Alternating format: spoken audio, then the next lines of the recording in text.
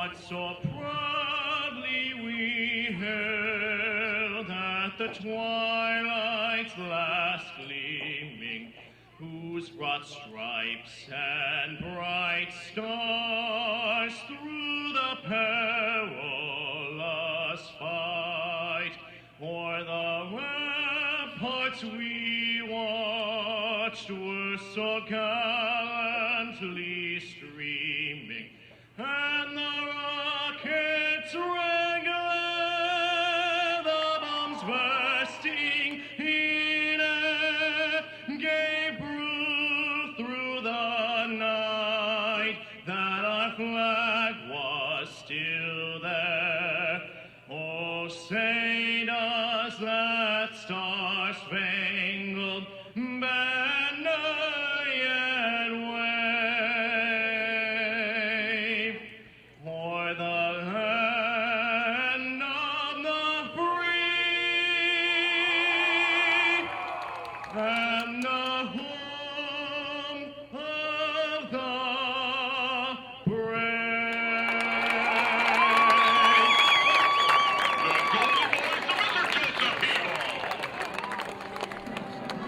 During the last two non-league campaigns, the Pacifica Tritons have fought their way to an unbeaten record, hardly being challenged and going into league play undefeated. They've scheduled a much more aggressive slate during the month of September, opening with Newbury Park and now taking on the Moorpark Musketeers before meeting Camarillo and Calabasas. Props to the Tritons for taking on such a tremendous foe, and we have the second game of that Murderer's Row live on VCSpreps.com and the Ventura County Star. Good evening, everyone. Ventura County and beyond. My name is Danny Page. With me, Kent Brown here on the VCS Preps Game of the Week presented by the Ventura County Star. It is Pacifica and Moorpark. The Musketeers enter the game 1-0, a win over Canyon last week, while Kent, the Tritons, who are set to kick away, went toe-to-toe with none other than Cameron Rising and Newbury Park as Isaac Gomez kicks this away, taken from the 3-yard line by Moorpark. A wedge on the left, and the return man, number 42 for the Musketeers, Christian Teixeira, works his way up to the 34-yard line. And you mentioned it, Danny, the murderer's row of teams that Pacifica has to face in this first month of the season. And it's going to be a real challenge on the road against Moorpark today with experience. Tyler Gosselin, a senior quarterback, transferred in from Chaminade, and they have weapons galore. Bunch of receivers, but the tailback, Nikos Boots Fortier, is a guy we've mentioned in the last couple years on the air here. He could be a real force tonight. Gosselin in the shotgun, quick throw, and it's batted down at the line of scrimmage by the two-way standout Eddie Zamondo. Tiger Gosselin, the starting quarterback, the senior transfer from Chaminade, leading the way for these Moorpark Musketeers in all green. Are those dark green numbers or black numbers? Black numbers. At least they're easier to see than the Ventura numbers are. We'll get to the other starters momentarily here. Nikos Boots Fortier is in the backfield. Give to Boots Fortier, and nothing doing thus far for the Moorpark offense. 2 plays and one, maybe just a half-yard gain in total. And Pacifica's defense was the question mark coming in tonight, really. Last week they did struggle. They went up against a great quarterback and a great offense in Newbury Park. But so far, the defensive line, you mentioned on play 1, the batted ball deflected down, and then this time they just stuffed the run at the point of attack. So it's only 2 plays. We don't want to read too much into it, but so far, pretty good start getting this offense in 3rd and 9. Will Boucher and Zane Pope flank to the far side of the field. A lot of experience at the wide receiver position for Gosselin. Complete. Tiger Gosselin up to the 47-yard line for a first down. Just delivered a strike to Christian Lancelotti. And that one over there, he was able to get one-on-one coverage to the outside, fired a bullet, and moved the sticks. And on 3rd and 9, that's the type of throw you want from your senior quarterback. Accurate, precise, get it where only your receiver can make the play. Great throw. And now this defense, which last week couldn't get off the field much, now they're thinking, we have a team in 3rd and 9, we need to get them off, and yet they still pick up the first. A 3 and out would have been a nice start. And here's Boots Fortier beyond midfield to the opposite 47-yard line. We'll call it a 4-yard gain on first down. good game, positive, certainly better than their first run. And for Moorpark tonight, I think you look at them, Danny, and you say this offense has balance. They can pass, they can run, look for play action several times. I expect this offense to really be confident going into this game. Last week, they scored 42 points in the win at Canyon. That was a good start to the season. And right now, if you're Coach Lentz, you're thinking about this offense should put up a bunch of points if they go out and execute. Motion man Zane Pope. Quick throw to Pope. That's complete. Play is busted up, although Pope breaks 2 tackles, gets a first down and more. He's inside the 20, 15, 10, 5. Touchdown, Moorpark. The Tritons had an opportunity to take him down in the backfield, but no less. That is a 48-yard touchdown for Pacifica. There's a penalty flag down, though, at the 40-yard line.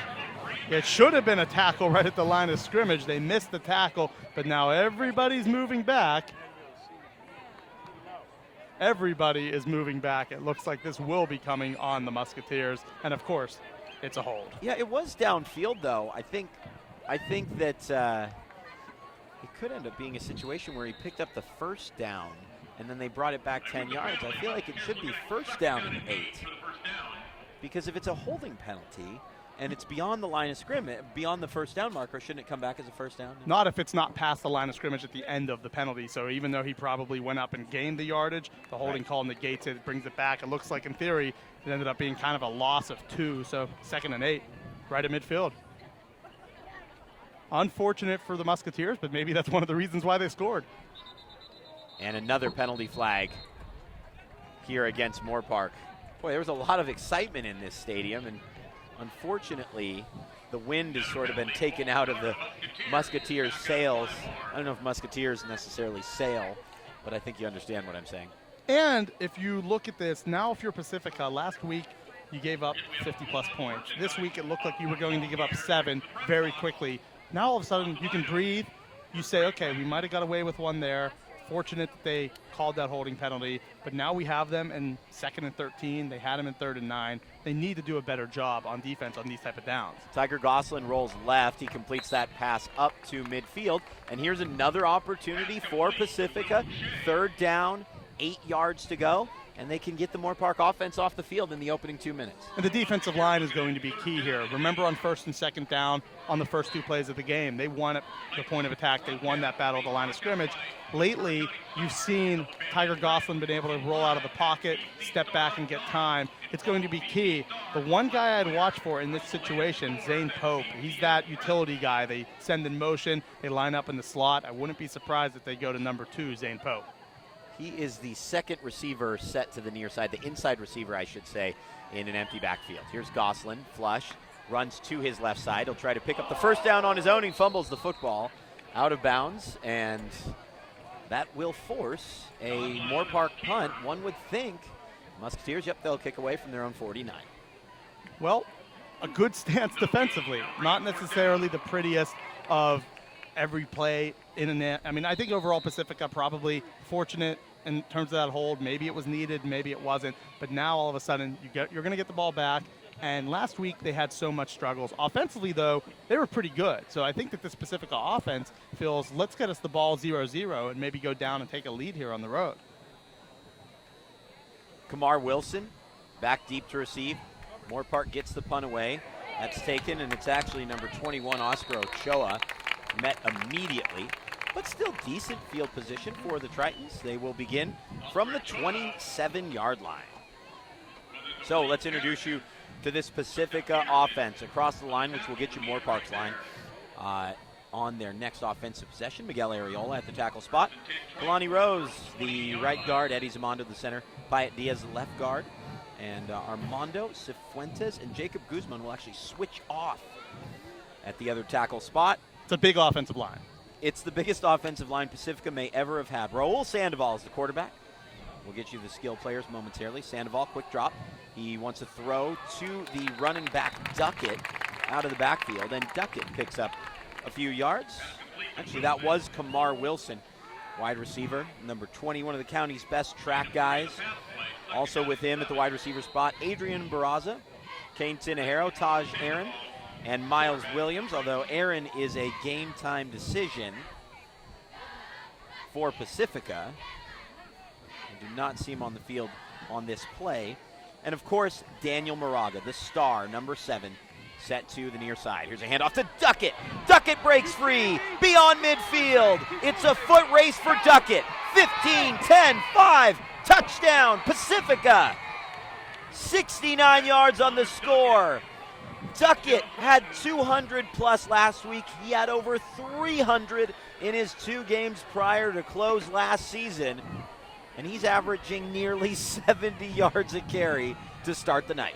And you mentioned, we talked pregame before we went on the air, and you said that's one thing the coaches were interested in. Can Duckett replicate what he did last week?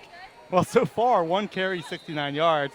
He's well on his way to 200 yards again, and that was great blocking. Right off that B gap, went in between, kept his balance, and then just ran away from the defense. It looked like Moorpark might chase him down. They never were able to get to him, and because of that, Duckett made the run, and much like what we said, this Pacifica offense is very confident, and they know they're going to need to score some points tonight, and that's a good way to start. It's always nice to get out in front when you're on the road against a team that is perceived to have a stronger defense than you. Your running back on the second play from scrimmage takes one 69 yards for a score. That was impressive. Isaac Gomez, arguably the best kicker in Ventura County, put through the PAT, and here we stand, not even 3 minutes in, and it's 7-0 Pacifica. The home crowd here at Moorpark seems a little shell-shocked, I think. Well, for good reason. They thought they had a touchdown, thought they scored a 52-yard touchdown, and they were going to be up 7-0, and then all of a sudden, the wind, as you said, released from the sails, and now, 3 minutes later, it's Pacifica going down and scoring a 69-yarder. So just everything that the Moorpark fans wanted went the opposite way here in these last few minutes. But like I said, Danny, it's early. I think both teams know they're going to put up some points tonight. And if you're Tiger Goslin, you're Coach Linz, and you're this offense for the Musketeers, go out there and execute. I have a feeling they're going to be able to move the ball. But yes, this crowd right now at this moment, kind of a hushed environment here at Moorpark High.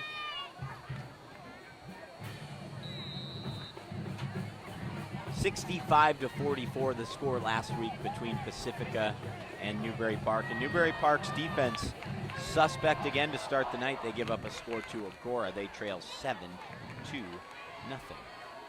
On 1st and 10 from the 35 after the penalty on the kick out of play. Rush to the right side. 2-yard gain for Booth's 48. Brings up 2nd and long. It's one thing Moorpark has had problems with early on outside of the penalties, obviously. On 1st down, they're only picking up a yard or 2, and that always puts you in a considerable hole. Of course, yeah, so far they've been able to not do much on 1st down, and that's key. If you can pick up, as we know, 4 or 5 yards a pop, you're setting yourself up for the pass run option and so many things that a defense has to worry about. 2nd and 9, it's pretty obvious a lot of times where the offense is headed. Empty backfield, that's thrown behind the intended target. Lancelotti, you end up on 2nd and 9 using an empty backfield, right? Right. And now you went to the slot that time, poorly timed throw, it went behind the receiver, and now you're faced with another 3rd and long. And we've been kind of praising this defensive line so far. I think they've done a pretty good job in the early stages of this game of getting some penetration up front. And when it's 3rd and 9, probably want to drop 8 back, maybe 7, only rush 3 or 4. It looks like they're going with a 3 down front, and that's probably the way you should go if you're Pacifica at this time. Force a high precision, highly accurate throw. Moraga really playing center field. That's complete out of the backfield to Booth's 48, and he picks up the 1st down. Just go to your outstanding running back, bit of a security blanket, 5 yards off the line of scrimmage, and let him make a play. But the defense went zone on that one, and there was nobody around Booth's 48. A simple pitch and catch. He caught it striding upfield, easy 1st down, and that's, hey, you'll take that all day. That's a high percentage throw, very good chance that you're going to complete it. And then the defense, by the time they closed in on Booth's 48, he was already past the markers. Nice gain on 3rd and 9. 1st and 10 then from the 46.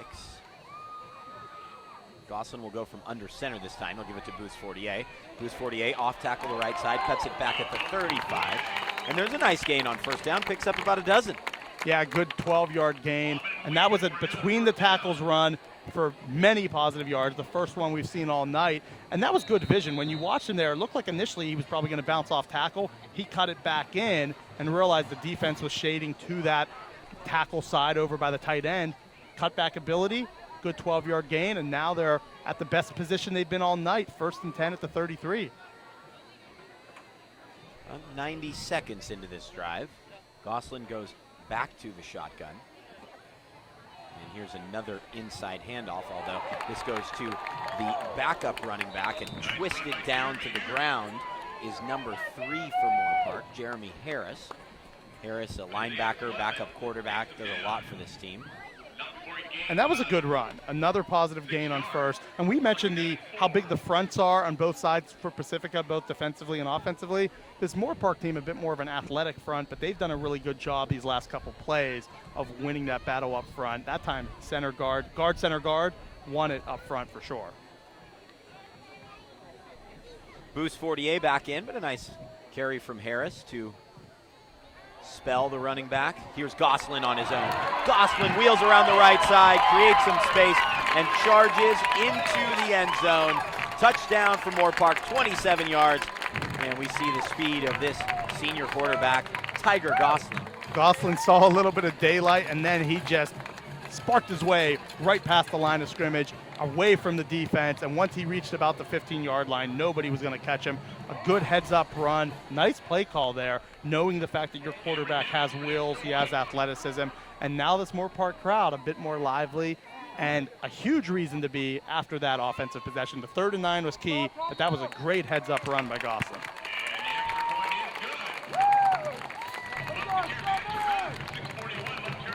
PAT is up and through, and we're level at 7.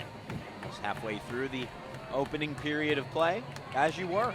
And I think this is going to just be a fun, shoot-it-out type of game. Last team with the ball maybe wins, where we can expect, I would be very surprised, unless there's a bunch of turnovers, that these defenses are going to stop the offenses consistently. It'll happen a bunch tonight. There'll be plenty of possessions where there's a turnover on downs or maybe a punt. But in general, if both of these teams aren't scoring in upwards of the mid-30s, maybe low 40s, I'd be a little bit surprised. Both of these offenses so far have been on point in the early stages here at Moorpark High, and now Pacifica gets the ball back, and I have a feeling we're probably going to see a little bit of Thomas Duckett very, very soon. I think Pacifica knows that they're going to need to create some stops. They just didn't last week. They gave up 65 points. They have to get some stops. And truth be told, they did on the opening drive, and they responded. Yeah, they got 1 of 2 so far, and now it's a matter of can your offense keep building, keep creating, and winning that battle at the line of scrimmage. But a good answer by Moorpark, because they knew if they don't complete that 3rd and 9, Danny, and they punt it back and Pacifica goes up 10 or 14, that changes the whole dynamic of this game. A great answer by Tiger Gosselin in this Musketeers offense. This will be Kamar Wilson returning at this time. Wilson beyond the 20, has a blocker in front of him and ends up being tackled down at the 30-yard line. Decent starting field position again for the Tritons. A good return. You can see the track speed he has there. Sometimes those are the best when you want a guy going east-west. You want to keep north-south as much as possible, but Wilson turns it on. And this is now the 2nd straight possession they're starting past the 30-yard line. That's a good start so far for this Pacifica offense. And now Raul Sandoval, Thomas Duckett, and then we mentioned all the wide receivers that they spread out and try to go to, including Daniel Moraga, the big 6'4 senior. It's all the way down here on the outside. You said it. Moraga is set to the near side. Sandoval works from the pistol, keeps it on the option, and he'll get to the corner. He's taken down after a 5-yard gain, tackled out of bounds. He was hit hard. 2nd and 5. That was quite the hard hit there on the sideline. And when you run that kind of option style a little bit where it's like your quarterback might pitch it, might keep it, and Raul Sandoval just decides to keep it, sometimes you're going to get lit up. And that time he knew the shot's coming. Fortunately for Moorpark, they didn't call it a late hit or roughing the passer of some sorts. It wasn't a passer, but just going out of bounds. A lot of times, especially in high school, you'll see a bit more protective of those sideline plays there as the quarterback's clearly going out. But I think it was the right call. The defender hit him when he was still in bounds. But thus, a 5-yard gain, a good start. These days, the quarterback is always the passer, even if he's running the ball. Here's Duckett on an end around. Penalty flags down. Loses yardage, about a half dozen. And Moorpark will likely decline the penalty and bring up a long 3rd down. Unless it's a pre-start penalty. Yeah, it looks like it's a false start, so they're going to have to back them up. The play just gets canceled out. Pacifica will take it. Yeah, it gives them a down, and it's the same yardage. Oh, they actually did decline it then. They did end up declining the penalty. They had the option to. I think it was illegal shift, it looks like.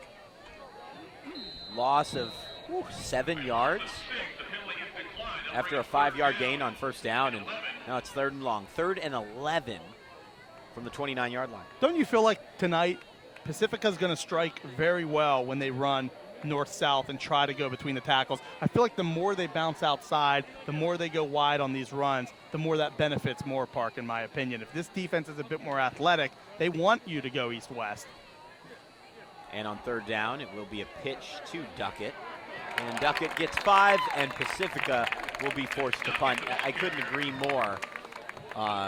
But at the same time, you do want to stretch the field. You understand that Moorpark likely will be doubling up on your interior running game. And I think that's what they were attempting to do to keep the Musketeers on their toes. And it backfired on a really big 2nd down and 5. And a great defensive possession, a 3 and out when it's much needed. And now they should get pretty good field position as the return man lines up at the 30. And now Moorpark, fresh off a touchdown. This offense, Tiger Gosselin and the company, they want this ball back badly.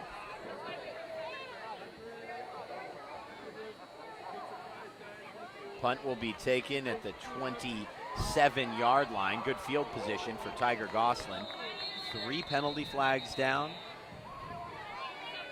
The return came up to the 38-yard line for number 48, Joaquin Sandoval, the sophomore.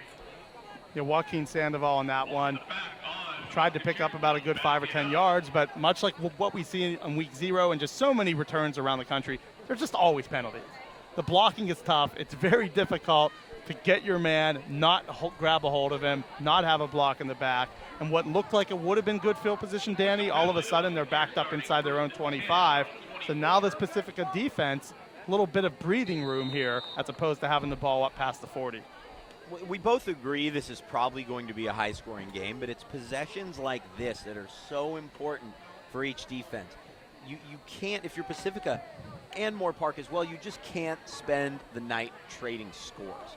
Here's Gosselin, gets away and ends up picking up 8 yards. Intelligently slides to the ground.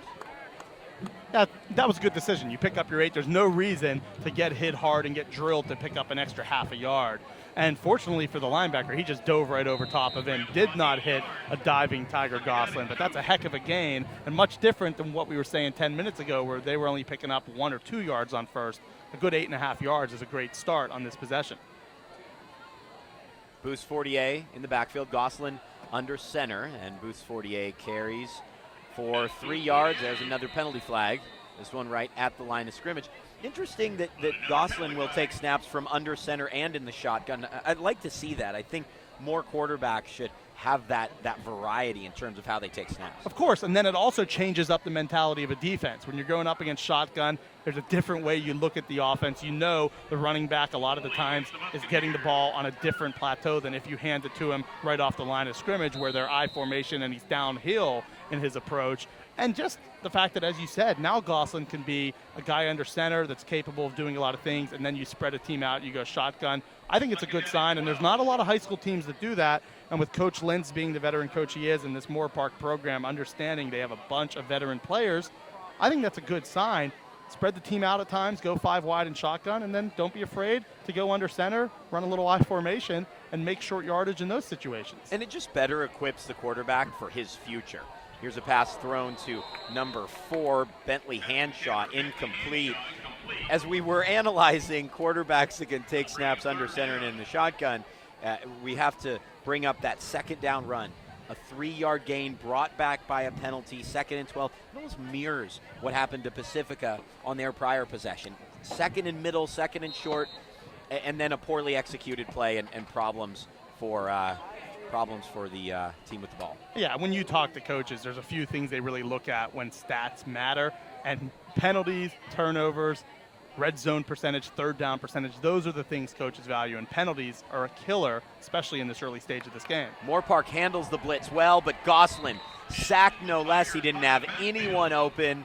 It's a 5-yard loss, and the Moorpark Musketeers will be forced to punt. And Zach Grajeda coming up, the junior linebacker, making the play, and then holding on to Gosselin. We've seen in the early stages so far, he's been shifty enough to get away from the defense. That time, nearly shook Grajeda, but not quite. And now lining up at the 50 is our dynamic return man in Wilson. And all of a sudden, this defense, I talked about how good the offenses should be. The last 3 possessions, we've seen a heck of a defense so far. And that defensive front has been better than I would have thought early on in this game on the road against a good Moorpark offense.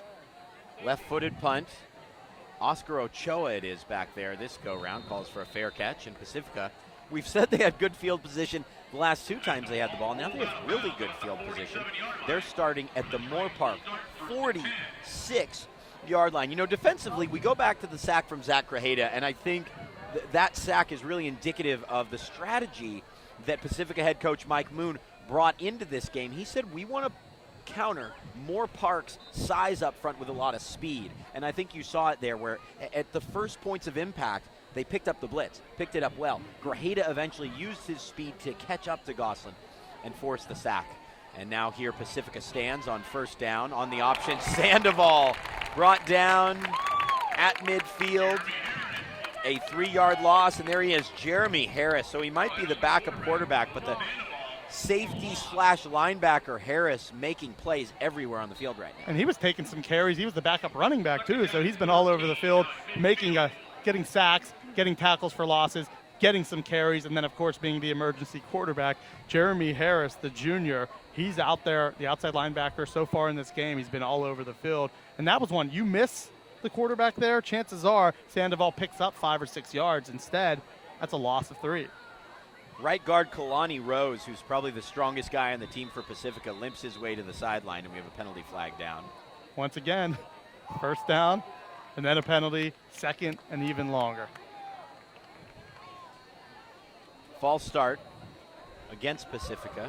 Yeah, I think that time it was on one of the receivers here on the near side. It looked like they just kind of lined up wrong and then went when the snap was not occurring. So, and that's what coaches don't like. Right now, you can handle maybe an aggression penalty or something that happens on the field where it's maybe just something during the course of the game, even a holding. Sometimes that's going to happen. But pre-snap penalties, you just don't want that. It's cheap yards. It gives the defense a lot more life when you don't want them to have that. And that's now 3 or 4 times tonight we've already seen it. Well, especially when you start with that kind of field position, right? Like, only working backward now is it'll be thrown up for Moraga, and Moraga makes the catch for a first down at the 34-yard line. It's just that easy. They toss it up to him 20 yards downfield, and Moraga has a first down for Pacifica. Yeah, Moraga's a big body on the outside, but that pass was right on the money where only his receiver can make that.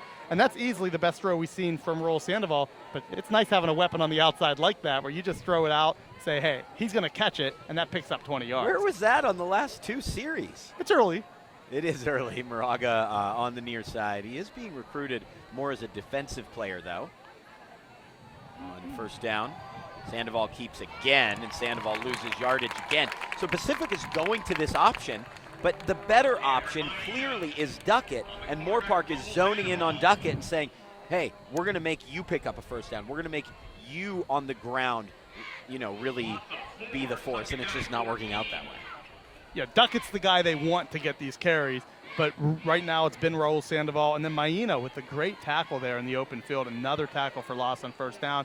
I have a feeling we're going to see Duckett here pretty soon again, considering the last time he touched the ball went for 69. You have to get him the ball one way or another.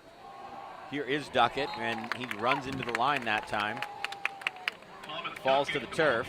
The good thing is here, they're 3rd and long, but if you pick up maybe 7 or 8 here, you can go for 4th down. I understand you have a reliable kicker, and that's one thing with Isaac Gomez. You might try a lengthy field goal, but you pick up and make it 4th and 3, 4th and 2, 4th and 4. I think you would roll the dice and probably go for it. He had 12 field goals a season ago, which is one of the leading totals in the county. He did miss a field goal under 37 yards.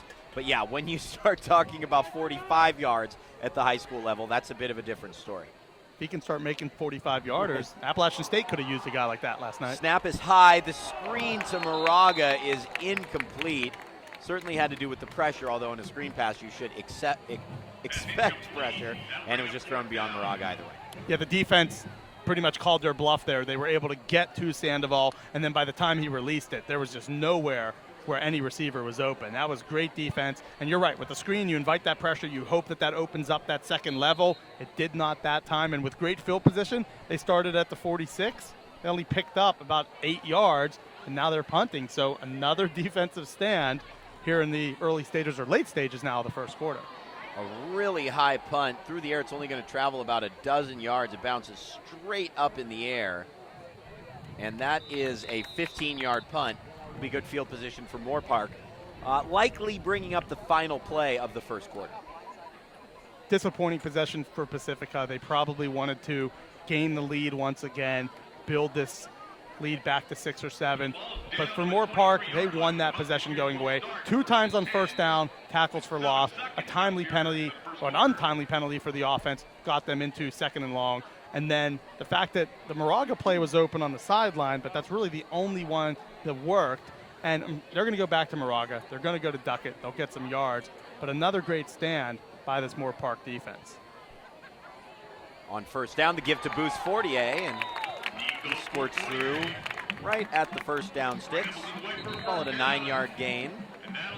And that'll bring to a close the first quarter of play. After 1, Pacifica 7, Moorpark 7 on the BCS Preps Game of the Week. We'll stay with you here before moving to the second period of play, because we have some scores to update you on. If there's one score to really keep an eye on here, we will be seeing the Westlake Warriors next week, and they will certainly be hungry for, I won't say revenge, let's just say they'll be eager to get on the field. They traveled to Texas to take on Aledo, and they're down at the half after flying all the way to Texas, 48-0. Wow. Ouch. Tony Henney and the Warriors will be ready for Newbury Park next week, I can assure you that much. Newbury Park, the aforementioned Panthers, are tied with Agora 14-14. Ryan Matlock with a 33-yard score. Ventura and Atascadero. This is going to be a good football game tonight. It is scoreless after 1 at Larrabee. Oxnard leads Quartz Hill 8-7. Calabasas leading 14-7 over Salesian. Oak Park leads at Desert 14-0. And that's what I got for you right now. Rio Mesa leads Simi 14-0. Looks like it'll be a first down after a 3-yard gain for that man again, Jeremy Harris. And first down for Moorpark to start the second quarter. The utilitarian man at this point. They're just offense, defense, special teams, backup quarterback. It doesn't matter. Get number 3 the ball in some way. And they need it. You need to be able to, as you mentioned earlier, spell your top back in Boots Fortier. He can't be out there every play of the game. And so far, the couple times they've called number 3's name, Jeremy Harris has been productive. Moorpark goes from the shotgun. Pass is complete, and getting away from 1 is Lancelotti, and Lancelotti finally steps out of bounds at the 48. Dawson left that ball in the air about maybe a second too long, but as the cornerback closed on it, Lancelotti basically just, in basketball sense, boxed him out and then just shook him away and picked up another 5 or 10 yards. So an impressive play from the 6-foot junior receiver, Christian Lancelotti, after what looked to be at the time, I thought it was going to be a deflected pass knocked down. Great job by Lancelotti to keep that away from the defender. Blitz coming, give the Boots Fortier, and Boots Fortier tackled for no gain. A lot of negative plays from these two defenses, and I think it's what's really keeping these defenses in the game, right? They're sending the opposing team back in the opposite direction. A lot of 2nd and longs, 3rd and longs, and even though a few have been completed, not many of them have. But once again, we're at another possession in plus territory. We've seen this now 3 or 4 times tonight, and yet the score is only 7-7. So that is a bit of a testament to these defenses being able to capitalize when a team's crossed into their zone of getting them away from it and not scoring points. Screen pass to the near side. Moraga and Duckett both trying to make the tackle, and eventually Moraga does at the 40-yard line. That's an 8-yard gain on the completion to Zane Pope. Great block by the inside receiver there. That time coming over and making the block was Will Boucher, and it allowed Pope to get to the outside, turn that corner, and pick up the 8 needed yards. So a great execution there. You can't really ask that type of play to go for much more than 8 yards, especially when the defense closes with guys and athletes like Moraga. But a good play, and now that does get them in 3rd and short. 3rd down and 1, we'll call it. Looks like Pacifica jumped, and that forced Moorpark to jump, and that will be a offside penalty and a 1st down for the Musketeers. So now it's not just about having good field position at this stage. Now they're knocking on the door, 1st and 10 at the 34-yard line. That was a good cadence that time. If you see the offensive linemen, they waited, they got down in their stance, and the defense thought that that was a jump for the snap, and 2 of the defensive ends both just crossed the line of scrimmage, hence infringement, giving a free 1st down, and another pre-snap penalty for Pacifica. It's probably at least the 3rd, maybe even 4th of the night. Tiger Gosling had a good game thus far tonight. Hands off to Boost Fortier. No gain again on 1st down. It's becoming a trend, but you keep running, you keep establishing the run, it will open things up. You can't get one-dimensional on 1st down, come out guns ablazing, trying to pick up 7 or 8 yards through the air every time. I feel like patience is something that both of these coaches, Lintz and Moon, both have with their offenses. They trust the lines. And we mentioned these are 2 offensive lines that these coaches feel pretty good about. So I think those holes will come on 1st down eventually. 2nd and 9. They're bringing the blitz. Yeah, they are. Bringing 6, and there's Duckett. He's not able to knock the ball away as Gosselin left it hanging out there, but he does make the tackle. 3-yard gain, 3rd down and 6. Yeah, those linebackers came with a vengeance on that. None of them got through, though, and that's what allowed Gosselin to get it over on the right side, picking up about 3 yards. And now 30-yard line, much like what I said about Pacifica last possession, it seems like 4-down territory, especially if you pick up half your yardage here. Hey, at least they didn't lose yardage. That's true. From the 30, 3rd and 6. Big 3rd down here for Moorpark in the VCS Preps game of the week. 4-man rush. Wide open was Zane Pope, and Pope just couldn't hang on. He was it was a little bit overthrown, and that brings up 4th down and a decision for the Moorpark Musketeers, and I think they'll go for it. I agree. I think it's smart to go for this here. And you had the receiver open. Pope was there. It was a hot pass, a little bit high, but one you should make. It was in his hands. Pope not able to come down with that ball, and it does set up 4th and 6. But that was a well-designed play, well executed up until the point where the pass was dropped. But I think overall, you run a play like that again, chances are you don't mess it up twice. Nearly 15 minutes into this game, 4th down and 6 on the 30-yard line. 4-man rush again. Gosselin able to get away, get wide to the right, but he's going to come up 1.5 yards short of the 1st down. Pacifica with another big stand. The Tritons take over on the 25. And that's the 2nd time tonight. Zach Grajeda making a play. Once was a tackle for loss. This time he trips up Gosselin as he looks like he's somehow going to stumble into a 1st down. Heads up play, shoestring tackle, and now what looked to be a potential scoring drive for Moorpark goes without points. And another time where it's been a team in plus territory, Danny, that leaves a 0. Yeah, I wish we were keeping statistics of what we perceived as a potential scoring drive and how many actually ended up being scoring drives. As you mentioned, we've seen these teams in their opponent's territory all night, just haven't been able to make it count. Here's Sandoval throwing to Moraga, open at midfield. Moraga tries to turn around a bit, and he's eventually tackled at the 48-yard line, a 25-yard gain. Tackle on the play by Zane Pope. But Moraga, just a big target, wide open over the middle. Yeah, when given time, I feel like Raul Sandoval can relax a bit knowing number 7's out there wide open. 2nd time tonight, and you mentioned it earlier, Danny, where you said they need to target this guy a bit more. He was wide open on that slant. A beautiful throw, great execution, and a simple pitch and catch, 25-yard gain. And once again, plus territory for the offense. This has been routine all evening. Look at the size difference on the far side. Moraga versus just about any corner. Yeah, about 6 inches of difference. Straight give to Duckett. And another penalty flag down.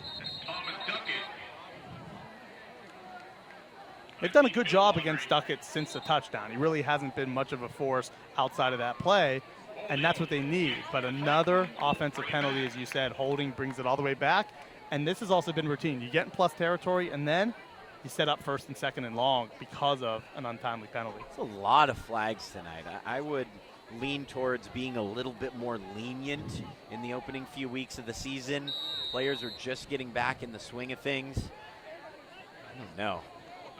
number of penalties tonight. For Moraga, he really struggled last week. Not that he struggled, he just didn't have a great game. Obviously, Pacifica was much more focused on the ground, running for more than 250 yards, but he really wanted to get in a flow tonight, and he's nearly at 50 yards receiving. Sandoval looks across the middle of the field and overthrows Kamar Wilson by just a touch. Had Wilson open on that post route. Yeah, Wilson was definitely open, and that time just threw it a little bit too inside away from the defender. If you're going to miss that throw, that's where you miss it. But you're right, he catches that in stride. It could have been 6, or certainly would have been a lengthy gain towards the first down markers. But overall, I still kind of like the flow that you're seeing from this offense, because we know, at least I assume, Thomas Duckett's going to get his yards at some point. He's not going to be stymied the rest of the ball game. This passing game has shown a bit more consistency this last couple of possessions. It's a great point. You really do need to throw the football with how they were able to push Duckett back. Now just throwing a fade route for Moraga, and it's just a little bit behind him. He lined up further inside on that play. I think it was not close enough to the sideline. He was overthrown. Exactly, and then also a little hand pushing on both sides there. I'm glad the linesman just kept his hands in his pockets, didn't throw the flag, because it looked like we mentioned the 6 inches of difference in terms of height, but also if you're both hand checking each other down the line, just let it play, see who comes out with it. But you're right, that time a little bit overthrown towards the sideline. And another one, Danny, 3rd and very long. Yeah, 3rd down and 19 this time around for Pacifica. You might as well just run the same play and throw it to Moraga 40 yards downfield. It's as good as a punt. It's really not a bad option. In fact, that probably is their best option right here at that moment. Kamar Wilson, the motion man. Handoff on the reverse for Pacifica. Gain up to the 46-yard line for Adrian Barraza. He really stepped up this year. He's a former youth football star. Maybe the smallest man on the field, but he's certainly one of the fastest. Picks up some solid yardage, gets 13, but it's not enough, and the Tritons will punt away, but it's from the 46-yard line. They ended up gaining 29 yards on the drive, and they'll punt and try to pin Moorpark back deep. Yeah, that's the goal here. You pin them deep, you hope for a 3 and out, and then you can switch the field, get good field position, and that's the goal. But 13 yards on 4th and 19. On 3rd and 19, not a bad gain there at all to get yourself a manageable field position, and a good punt. A lot of air under this one. The ball will be downed at the 20-yard line. Moorpark starts from there, 7 minutes and 3 seconds to go in this second quarter of play. So the shootout we were thinking may materialize hasn't. Still, nonetheless, it's been a very interesting game, and you feel like whoever scores next is really going to have a big upper hand in this contest, just in terms of the momentum and flow of the game. And for me, I think it's which team can get that burst through the running game. If you look at these last 4 or 5 possessions overall, neither team has been able to establish a run. Early on, we saw Boost Fortier make some hay with his running game. We saw Duckett on the other side explode for a 69-yard touchdown. Lately, it's pretty much this entire quarter and into the late stages of the first, neither running back was doing a whole lot, and that's a testament to the defensive fronts on both sides. Here's Boost Fortier with a positive gain on first down, picks up 6 yards. That is a good gain, and that's certainly one of the best first down plays they've had all night.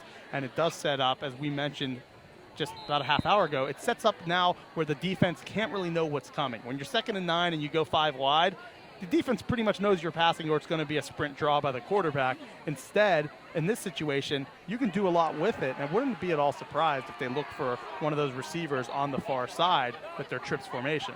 Quick throw to the near side, and the only player to get a hand on the football is the Pacifica defensive back. And how about Zane Pope playing DB there? Zane Pope was a wide receiver lined up on the side, ISO'd. They go to him. He ends up knocking the cornerback and saying, there's no way you're picking this off. That could have actually been offensive pass interference. That was a heads-up play by Pope to make sure that wasn't a pick. Kelly Campbell got a paw on it. I'm not sure he could have gotten both hands on the ball, and that's probably why pass interference was not called. Brings up 3rd down and 4. The throw just really got away from Tiger Goslin. I wouldn't be at all surprised a quarterback run here. Empty backfield. Goslin looks to throw quickly. Incomplete to Lancelotti. It's just a little bit low. And now Moorpark will punt. They only had the ball for 41 seconds after that nice gain on first down. They can't make anything out of it. Back and forth we go. And we discussed with Ochoa back here as a return man, we said if you can get a 3 and out, you should get good field position, get closer to where you were when you got back to the 46. And I think that that's a pretty good likelihood at this point that the Musketeers are, unless they have a great punt, that you have the Tritons should be lined up somewhere in that 40-yard line or even plus further than that. So a heads-up defensive play. And after that first down, it was more mistakes by the offense than it was anything the defense did great, but sometimes that's what you need. Fair catch called for by the return man, Ochoa. 43-yard line, Pacifica takes over. So we had just a pair of touchdowns within a span of about 2.5 minutes. First, it was Duckett striking, 69-yard score, and then Tiger Gosselin, the 27-yard touchdown run. But 12 minutes and 20 seconds have elapsed. Neither team's gotten on the board here as we really meander towards halftime. I would think about going Duckett on first, Duckett on second, assuming there's not another penalty on first or second down. I think you want to establish him here quickly because he's kind of gone away from this offense these last couple possessions. They'll pitch to Duckett.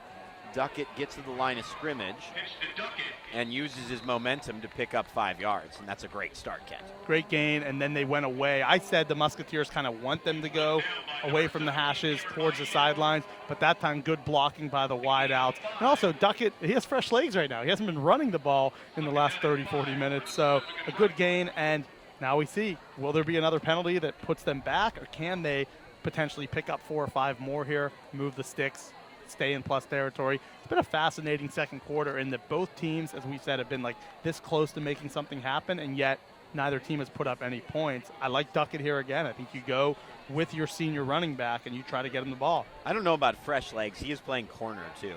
True. Quick throw to Moraga. And Moraga's upended at midfield. Hit hard on the far side by number 48 for the Moorpark Musketeers, Joaquin Sandoval. Second big tackle for him so far today. He's had an impact there on the defensive side. Third down and 3 coming. Well, we know Moraga's an option here. 3rd and 3 could really set up. You can maybe play action to Duckett, fake it to him one side, have Moraga go the other way. There is so much you can do with that big wide out. But he's not on the field, actually. It'll be a shotgun set, 4 wide receivers. Duckett to the right of the quarterback, as you can see. Sandoval trying to stretch the field with Williams, and that's incomplete. Great coverage, and that's Sandoval again, right there, making a play at cornerback. He had one in the backfield last time, has made a good play, I think, on the 3rd possession of this game, and that time was right there step by step with the wide receiver Williams. And as we've said, these teams right now have had problems on 2nd and 3rd down. The conversion rates have not been there on either side. Pacifica to punt from midfield.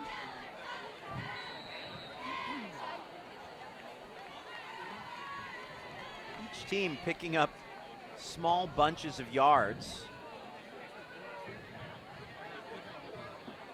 on the first couple. It's a fake punt for Pacifica. Sandoval to throw to Moraga. It's caught. Steps away from 1. Strolls into the end zone. There's a penalty flag down, though, at the 32. I think it might be defensive pass interference. It is. It's defensive PI, a 50-yard score. What a play from Pacifica. They take a 13-7 lead. Perfect pass. Great coverage. I know that ultimately they called the penalty, so it would have been a first regardless, but great catch, perfect pass. And Sandoval, that's where it's nice having your quarterback back there potentially to pull that off. And we were just saying which offense is going to strike after being so slow this quarter, and they made it happen. But he's not normally the punter. That's the thing. Oh, true. Moorpark definitely could have recognized that and called the timeout. He probably should have. I didn't notice until the ball was in the air. I went, oh, yeah, that's Sandoval. That's the quarterback. But normally, Gomez is the punter. What a trick play. Well executed from the Tritons. And it's 13-7. Now, Sandoval's not attempting the PAT. Gomez hits that through, and it's 14-7. Wow, what a play. Extremely well executed from the Tritons. You got to recognize when you see the quarterback there ready to punt the football. Great execution, but yes, that's where you see something in film leading up to the game, and you say, okay, we're going to go for it if the situation is optimal. And that's a risk, because if you don't complete that, they get the ball at midfield. It's not like you were at like the 33 or 34 and you're trying to punt it into the 5-yard line. That goes incomplete, which could easily happen. That's not a high percentage throw by any means. All of a sudden, you have a Moorpark offense there near midfield, but what a throw. And we mentioned Moraga. He is the star of this offense when given the chance, and the ball goes to him. He's been targeted, I think, 4 times. He's caught 3 of them so far. He's been outstanding. I have Moraga unofficially at 4 catches, 98 yards, and a touchdown. Better than last week. He's definitely bounced back nicely. Absolutely, and that was just a heads-up play. Great job coaching-wise. Coach Mike Moon recognized something, got his personnel out there, and made the play. And now for Moorpark, the second time tonight, they trail by 7. Last time they answered quickly. They answered very well. They're going to need to here with only 4:39 left in the second. Pacifica will receive the kickoff as well to open the second half. Gomez to kick away from the 45. And that'll go out the back of the end zone. And the Moorpark Musketeers will start first and 10 on their own 20. So first and 10 on the 20 for Moorpark. And now we need to see, as I mentioned earlier, Booth Fortier is definitely a guy that needs to get more involved. Jeremy Harris has been pretty good as a backup so far. Pope, Hanshaw, Boucher, and Lancelotti, they're all pretty similar receivers in terms of none of them are quite the go-to guy, but they're all effective. But the key has been this offensive line these last couple possessions has not been as strong as I think the coaching staff would like. If you're Coach Tim Lentz, you want to be able to recognize that your guys up front can handle this defensive front. And this whole quarter, they've been inconsistent in doing that. Gosselin will keep on the option on first down, takes on a Pacifica tackler, and then is taken down by a couple others. It's an 8-yard gain. As I look at scores, there's an ironic score that reminds me of the last time that we were here. I mean, what a game that was. The first week of October between Royal and Moorpark. And by what a game, I mean, what a really ugly, not very aesthetically pleasing game, but it had a thrilling finish. You know, it was 17-0. Royal was in charge. Moorpark came back, tied it 17-17, and then a safety right towards the end of the game as that pass goes incomplete. Right at the end of the game where the quarterback ran out the back of the end zone, ended up giving Moorpark a 19-17 win over Royal.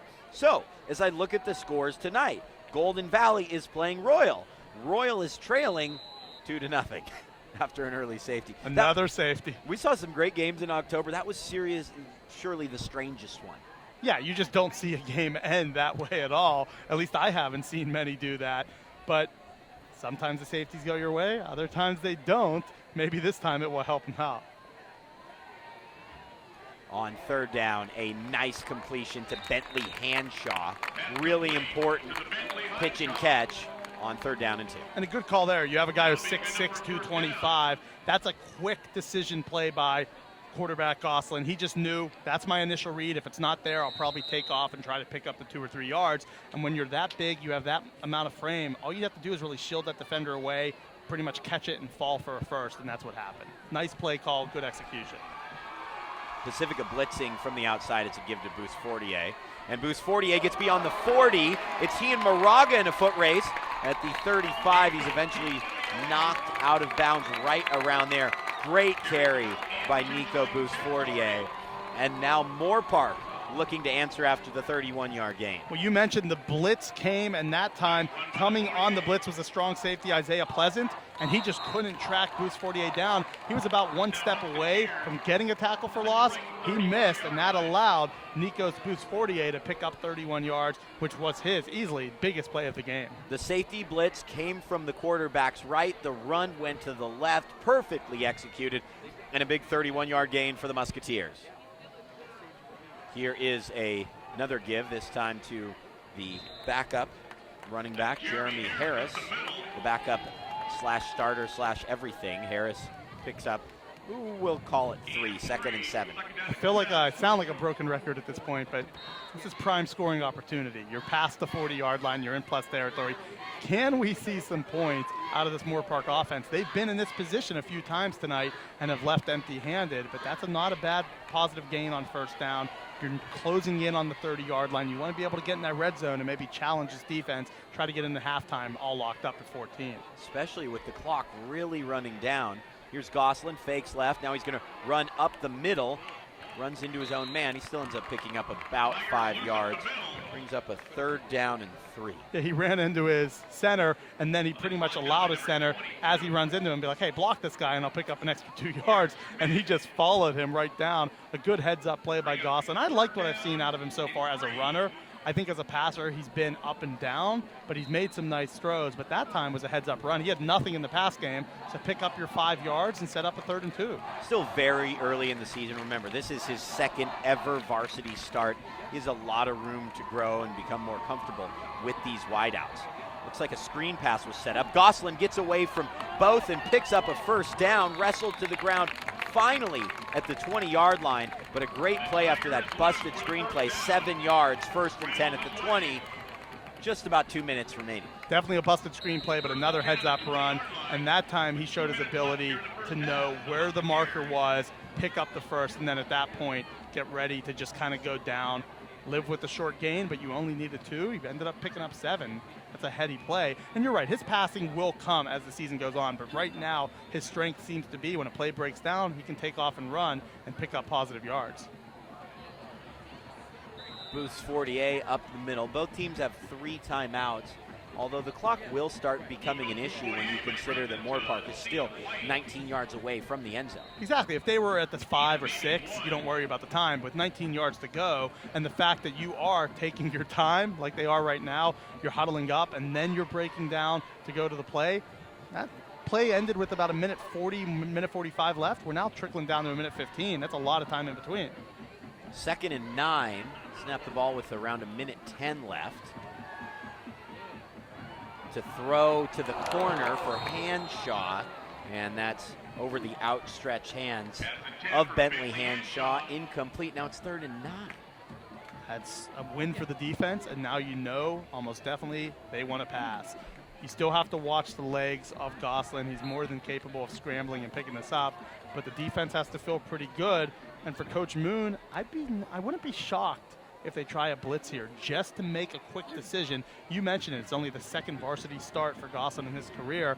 Why not put the pressure on him and have him make a snap judgment quick decision and see if he's capable in that time to make a quick play and get it to an open wideout? Well, I love that safety blitz from Isaiah Pleasant we saw on the running play that went the other way. No blitz coming, just 3 down linemen. Throwing over the middle, it's picked off by Moraga.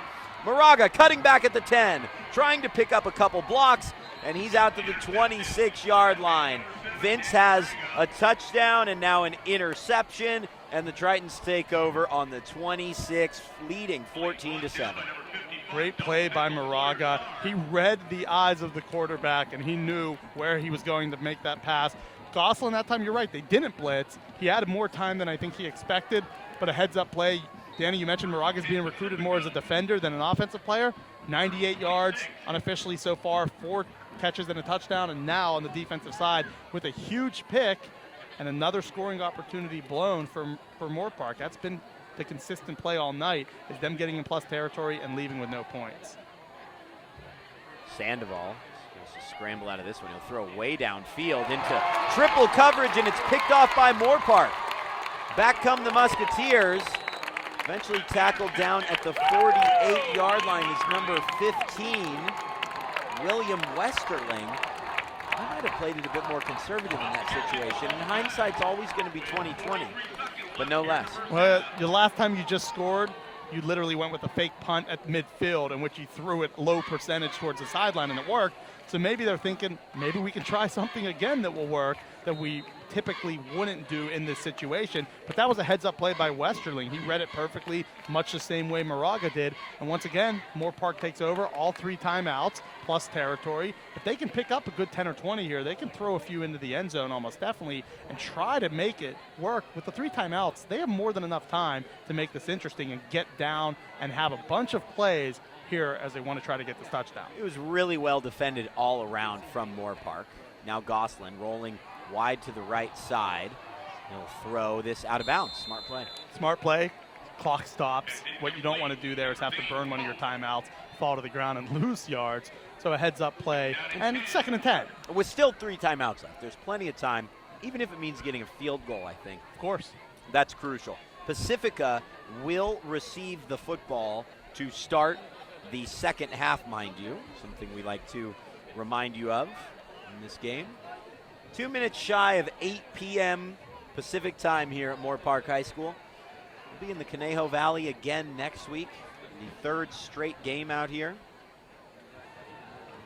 I guess this isn't really in the Conejo Valley. It's nearby, at least, as that's complete. I think there's going to be an offensive pass interference penalty off the ball. Absolutely, yeah. I believe, I'm not sure which receiver that was down there on the far side. It might have been Hanshaw, the tight end. He just flat out just decked the defensive back and knocked him into the ground. In hockey, that's a clean hit. In football, you can't do that in that situation. It's unnecessary. The ball's away. It's incomplete. Why go and hit a receiver or hit a defensive back and knock him down, especially right in the middle of where there's 3 referees watching you do it? And it's a playmaker for Pacifica that was down. Richard Valdivia, the strong safety, number 42, kid that's just known on this team for going out and making plays. 5'5", 175, but no less. He is one of those heart and soul players on this team. And for Moorpark now, 2nd down and very long after that penalty, 28.8 seconds left. We'll see how their strategy evolves or sort of devolves here during the final half minute. Yeah, I'm not sure what the strategy is. It might be just run the football here and see if you break one. And if you don't, go to the half 14-7. Just an unacceptable penalty. That's something coaches are going to break down in film. They're going to be talking. It's almost halftime here and just say, you can't do that. Again, if you're going to make an effort penalty, we'll live with it. That was just unnecessary and just bad timing. That's complete, though, and Moorpark has a 1st down. Zane Pope to the 34-yard line. They pick it up just like that. They're saying, we're not listening to Danny Page and Kent Brown. We're going to go out and execute and just try for something. We were thinking maybe conservatively run, go to the half. At least I was. I totally was. No less, though. They strike downfield for nearly 30 yards, and it's 1st and 10 from the 34. Moorpark uses their first timeout. They still don't have a ton of time. They really need a completion on this play. Based on where Moorpark currently is, isn't that kind of right where Pacifica wants them? They've been between this 45 and 25-yard line like 6 times tonight, and yet haven't scored on any of those. And so I think right now, if you're Pacifica, you're like, we've been here before. We've been here all night. We kind of feel comfortable with you guys between the 30 and 40. Just to go through some of the other scores. Channel Islands leads Fillmore 7-0 in the 2nd quarter. Newberry Park on top of Agora 28-21 just before halftime. We told you 2-0, Royal trailing Golden Valley. Camarillo trailing in the 1st quarter to Saugus, 7-0. Keyshawn Johnson Jr. with a touchdown for Calabasas. They lead Salesian 21-7. Rio Mesa 20, Simi nothing. Oak Park 20, Desert nothing. Oxnard 8, Quartz Hill 7. 1st and 10. 19.9 seconds to go, clock running. Out route, complete to Zane Pope. Pope's out of bounds. 12.5 seconds left. They pick up a 1st down. They have 2 timeouts still. 2 timeouts, you're in the red zone, and now you know the fact that you're in what you assume to be field goal range. Maybe worst case, you get 3 points out of this. But in the head, currently of the quarterback in terms of what he did last time, Gosselin was 1st and 10 at the 20, threw an untimely interception. I think right now you hope he forgot about that, and he'll recognize the defense, take what they give him, and just try to get some points here. He's a confident young guy. His name's Tiger, okay? I think he's all right. They'll bring 6, Will Pacifica. Rolling right, Gosselin throws to the end zone, nearly intercepted again. 5.3 seconds left, and Moorpark will have to bring out the field goal team. Yeah, assuming you feel good about a 37-yard attempt, you bring out the field goal team, get some points on the board. But as of now, I don't see any special teams coming onto the field, so they might strike one into the end zone here, hope to get your 6 or 7 and see what happens. Moorpark will take 1 timeout and discuss this. They still have 1 remaining. I mean, you could potentially try and run the ball for like 3 yards to the middle of the field. but especially in high school where the timing is just, let's remember, it is the home timer, so True. that always helps. But it's risky. It's That risky. is so. It's really risky. Because if you pull it off, there might be 1 second left. Like if you really execute it well, I just feel like if there's 8 seconds left, I get what you're saying. You can easily do it. But 5 seconds left, you would have to just execute it so well, know in the official's ear, we're calling it right now, and getting a better field position. But I would be very surprised if they do that. We will take a break at halftime. I remember last time we were here, it was a remarkable homecoming halftime show. Yes, it was. And while we will leave the audio on so people can listen to the bands, I regret to inform you that we will not be carrying a halftime show this time around with fireworks and, floats and choreography. No. Although I do like the sound here. I mean, you're a DJ. You know how to spin some music a little bit. They had Eye of the Tiger playing. Their quarterback's named Tiger. I like the flow of that. Oh, wow. That's a good call. Here we go. Last play before halftime. Thrown to Zane Pope. Incomplete. They have 1.3 seconds left. Well executed by the Musketeers. And now they will attempt a field goal. Interesting decision there. Johnny Mesa. Because if you're going to go where you play for the field goal here, you almost feel like you just would have ran a quick out route, tried to pick up 5 or 10, and then kicked. Cameron Niven is the kicker. Johnny Mesa handles longer kicks, punts, and kickoffs. The holder is Derek Rodriguez, senior backup quarterback. The left-footed Niven will attempt a 37-yarder. The snap's down, the kick's on the way. It is short. No good. And Pacifica takes a 14-7 lead into halftime. Special teams insufficient there for Moorpark, but it's what has the Tritons in front. A 50-yard fake punt pass for a touchdown. We'll take a timeout on the VCS Preps Game of the Week, brought to you by the Ventura County Star. It is Pacifica 14, Moorpark 7.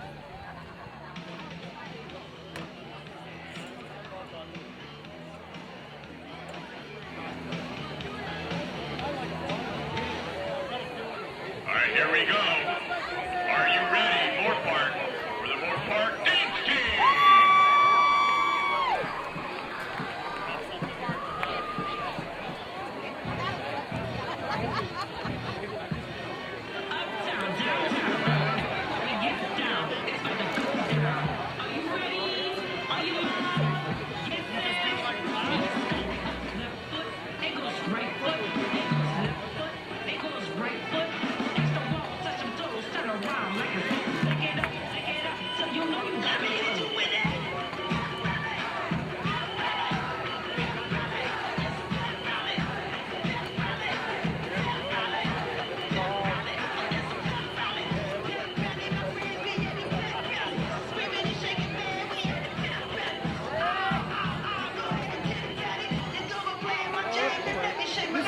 The clock. This one doesn't matter.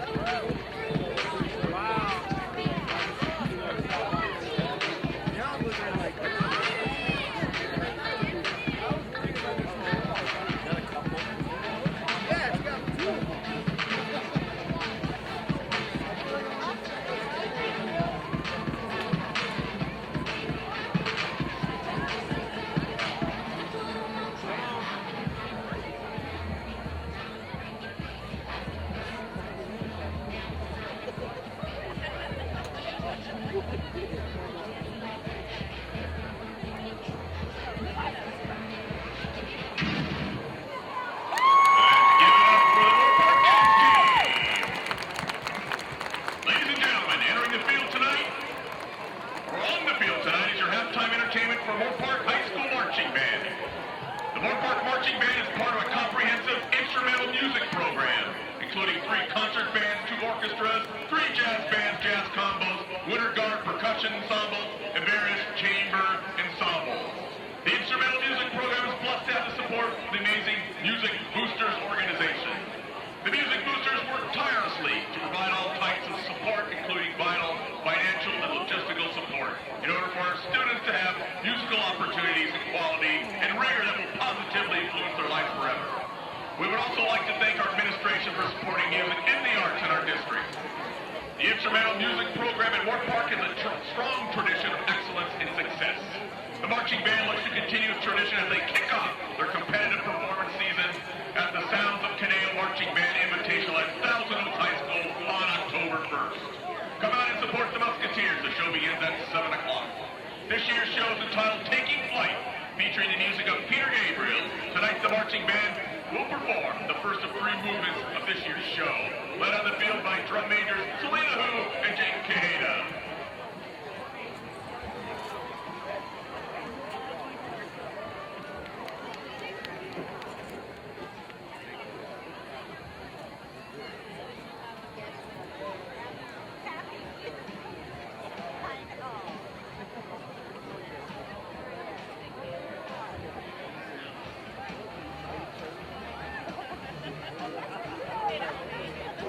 All right, drum majors, Selena Hu and Jake Caneda, is your band ready?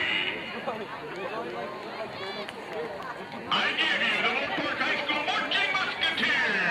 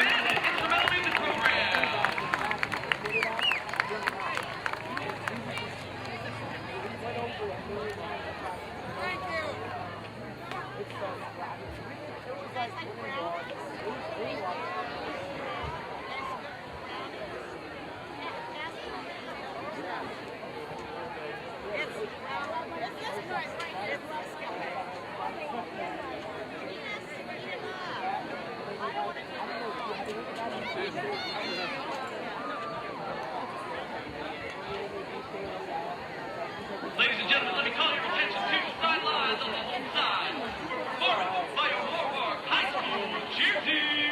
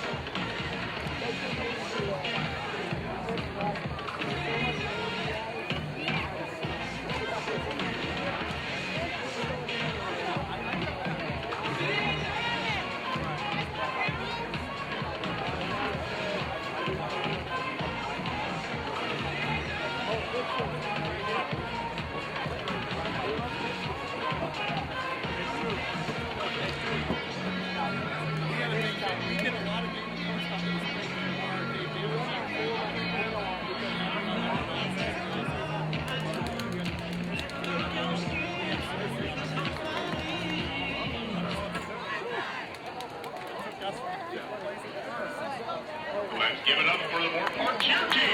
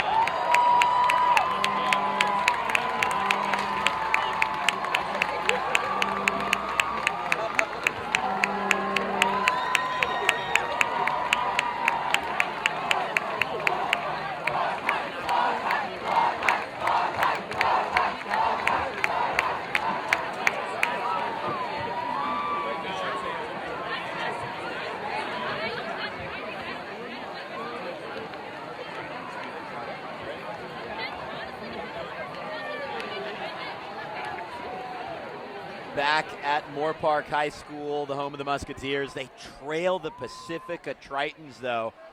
Big story last week throughout the county was the might of the Pacific View League. Now, obviously, Channel Islands, Wainimi going out and getting wins, but Rio Mesa losing to Camarillo in a very close game.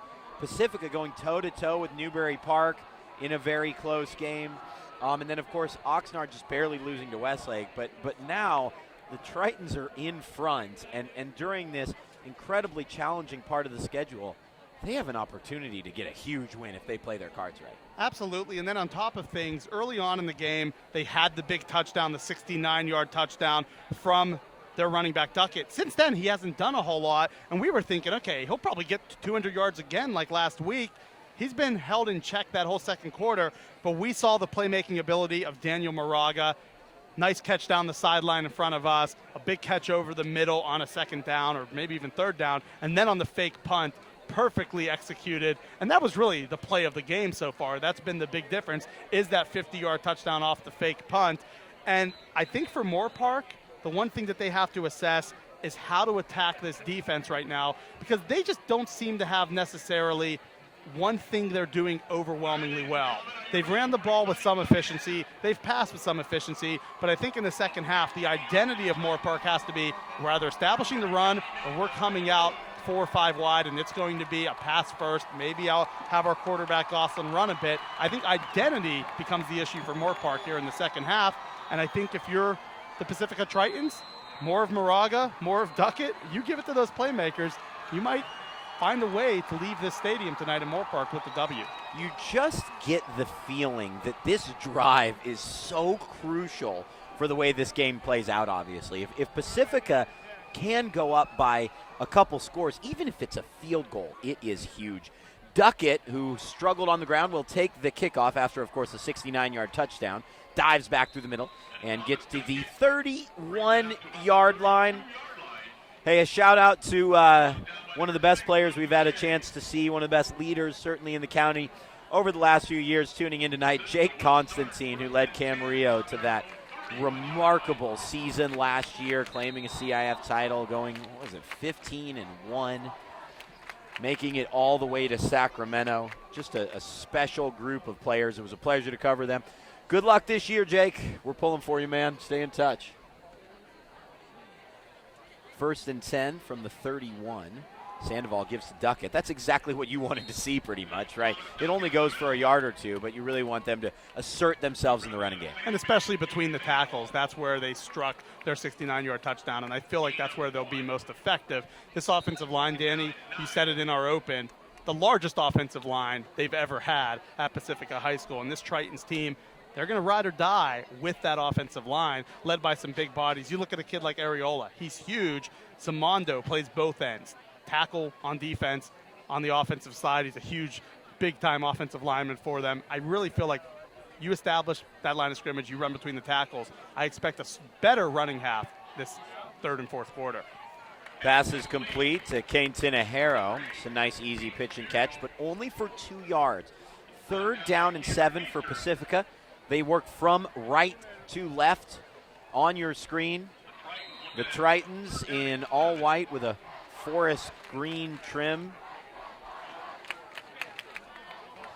Maybe more of a dark green, and Moorpark's the forest green.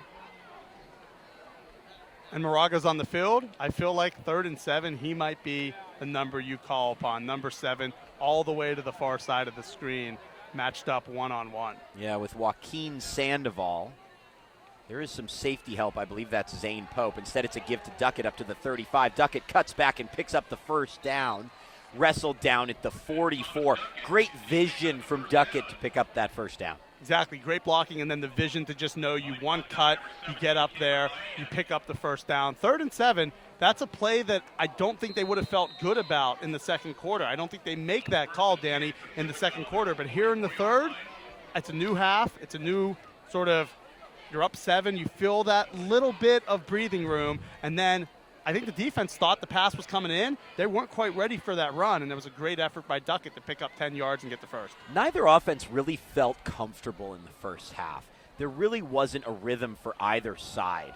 Pacifica just relied on 2 huge plays as Sandoval keeps this and ends up picking up 2 yards. And I think Moorpark in that opening quarter, when they threw Pacifica out of rhythm, ended up exposing one of the weaknesses in this Pacifica offense, which is they like to run the option, but the running back is just a way better option. Sandoval's thrown the ball well too. I'm not knocking him at all. I'm just saying that he's not necessarily the full dual threat package that maybe a Tiger Gosselin is on the other side. Of course, yeah, he's definitely somebody where they want to limit the amount of passes he throws, where Sandoval is the type of guy, for Gosselin on the other hand, where if you throw it 25 times, I don't think the coaching staff minds as much. Here's a pitch to the left side. Duckett again trying to stretch the field. And Duckett gets just about nothing. Yeah, that would be right. Nothing. 3rd and 8. Another 3rd and long. We've seen it on both sides throughout this game. Moorpark and Pacifica struggling to pick up 1st and 2nd yards and getting in 2nd and manageable, 3rd and short. You know what we haven't seen these first 2 weeks of us doing these games? Or like a really goal line defensive stand or somebody close. We've seen a lot of 27 yards, 50 yards, 60, 70-yard touchdowns. So far, it's been big plays throughout the first 2 weeks, and that's what we might see here. It's 3rd and 8. That's usually not setting up for something short. I wouldn't be at all surprised if they try for the home run here and see if they can get it. I don't think we've seen a touchdown under 20 yards this season. I don't think we have. Sandoval will be forced to scramble to the left side, looks to throw on the run, and runs out of bounds. Maybe a yard gain, and the Tritons will be forced to punt. All good for the Musketeers, about 3.5 minutes in. You said it. This is a kind of a must-stop possession for the Musketeers. If they can get the stop, they get the ball back down 7. That was a heads-up defensive play there. What you do is you make sure that you stay disciplined. Assignment football, quarterback goes outside in Sandoval, you stay in front of him, force him to just go towards that sideline, pick up the 1 yard. Heads-up defense by the Musketeers here on that first possession.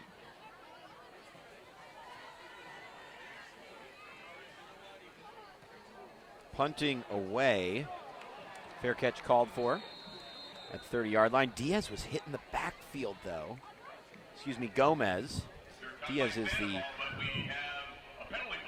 Here's the penalty flag on Gomez. Running into the kicker is the call, so it looks like he'll have to punt again or take the ball where it was caught at the 30, and Mike Moon says, we'll take it here. Mike Moon is, he's quite a guy. We had about a 40-minute phone conversation on Thursday night. You couldn't get him off the phone talking about his players and what this group has gone through. I mean, they are so excited for this very challenging slate, which is, you know, Newberry Park, Moorpark, Camarillo, Calabasas, then Buena and Santa Barbara, and then into league play. But, I mean, what a gauntlet during the month of September. Yeah, you find out where your team stands very quickly. Week 1, solid effort, but didn't get the win. Week 2 so far, they've come out 14-7 lead at the half. But you go through those first 5 or 6 games, you win 3 or 4 of those. You feel really good about your team. If you lose a few, then it's time to figure things out. But I like that. I like when coaches and athletic directors get together and they say, we want to give a challenge to our team. We want to make sure our team's prepared before league play. And why not? I understand right now you're building to where you want to be, where you can beat one of those programs at the top and say, now people have to come play us. We're going to be that gauntlet in their future schedule. But for now, there's nothing wrong with scheduling tough and seeing where your team stands. First down and 10 from the 49. We have some, I don't know if I want to call it breaking news coming in from Joe Curley, the Ventura County Star, the Rams beat reporter. We'll get to that in a minute. Here's Tiger Gosselin. 2 plays, and Moorpark is moving the football and well. Joe Curley says, you can follow him at VCS Joe Curley for all the latest Rams news, by the way. He's heard that both Ventura County products, Nelson Spruce and Troy Hill, will survive the Rams cut to 53 Saturday. So the team moves to Los Angeles and has 2 Ventura County athletes playing on the team at the same time, which Joe and I were on the phone earlier. We couldn't come up with a team that had 2 local products on the same team, the same 53-man roster at the same time. So that's really impressive. That's great. They come back here. They're in Ventura County playing in Los Angeles at your alma mater's Coliseum. And the fact that you now have St. Bonnie kid and then you throw in Nelson Spruce, a Westlake kid, that's pretty cool. Like, that's really cool to see that. And I understand the Rams right now are a team that people are trying to figure out, how do we embrace this team? They come from St. Louis. This is now the team of the Los Angeles or Southern California area up here to Ventura County and so on. But it's great to see that, and it's just a good sign for Ventura County football to now say, hey, when you tune into your local team, there's a couple of Ventura County kids that are on that roster, and Nelson Spruce was kind of the star of week 1 when they played the Cowboys out there at the Coliseum. He helped christen the Rams' first win in the Coliseum. You know, I'm curious if, when Joe and I were talking about this earlier, the last that comes to mind is when Freddie Keaho was on the Colts roster, but Kevin Thomas, I think, from Rio Mesa, who also went to SC, I believe he was only on the practice squad. That would have been very close. I'm not sure if Keto made the team that year. Anyway, 1st down and 10. This pass is complete. Hanshaw inside the 5 and into the end zone. It took Moorpark all but 3 plays to strike. What a drive it was for the Musketeers. 28 yards, and it's 14-13. The big tight end, Hanshaw, missed the catch, separates from the defensive back, and then there's another DB that came up and caught him, shook him away, gets in for the 28 yards. And once again, we have a touchdown over 20 yards, Danny, keeping up with the big play theme so far in these 2 weeks. But a good throw, high percentage, well executed, and then Hanshaw turning it up, getting upfield and scoring. And now you mentioned how big that opening possession was for Pacifica. They aren't able to capitalize and score. Moorpark does answer. And for the second time today, their first possession in the first half and now in the second half, they go down and get 7 points.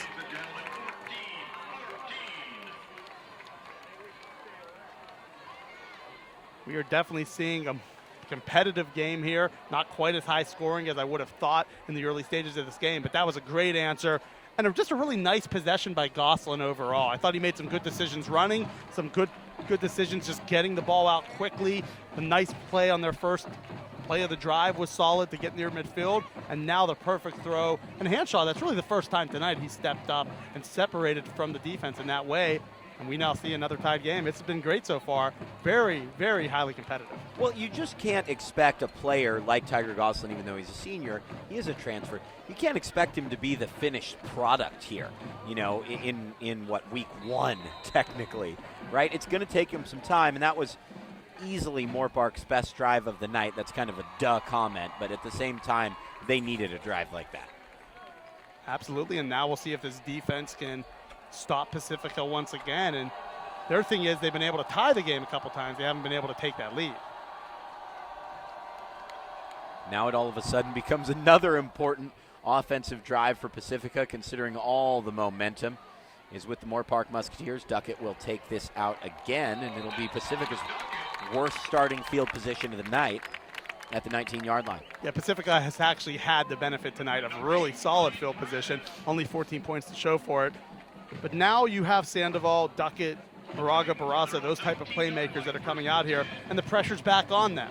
Just a few minutes ago, they had a 14-7 lead. They were working the way what you thought maybe could be a 2-score lead if they can get a couple nice strikes downfield to their top wideout, and instead now it's 14-14. But once again, like I said last possession, Danny, I think you try to establish a run here with Duckett. I'd be very surprised if they just completely go away from it here. 2 men in the backfield with Sandoval, and it's Duckett.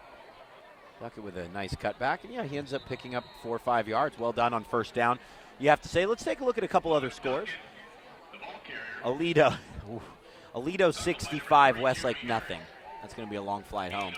We will see the Warriors next week. They take on Newbury Park as they'll look to bounce back. Wainimi 27, Santa Paula nothing. That tweet coming in from the Deuce, who again, the best to you, Deuce. It's great to see you back as a Friday night reporter as opposed to up here in the booth with us hooligans. Calabasas leads Salesian 21-7 at the halftime. CI on top of Fillmore 21-0. Remember, Santa Paula Fillmore coming up 2 weeks from tonight. Here's Sandoval again on the option, and they really struggle to execute it.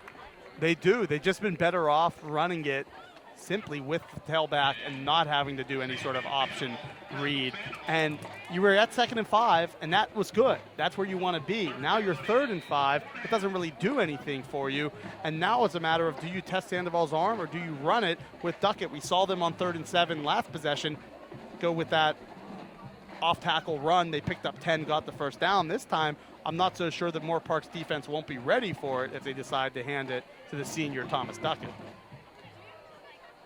Chaminade 28, St. Bonaventure 7 at halftime. 3rd down and 5 here at Moorpark. Sandoval, quick throw, and it's incomplete.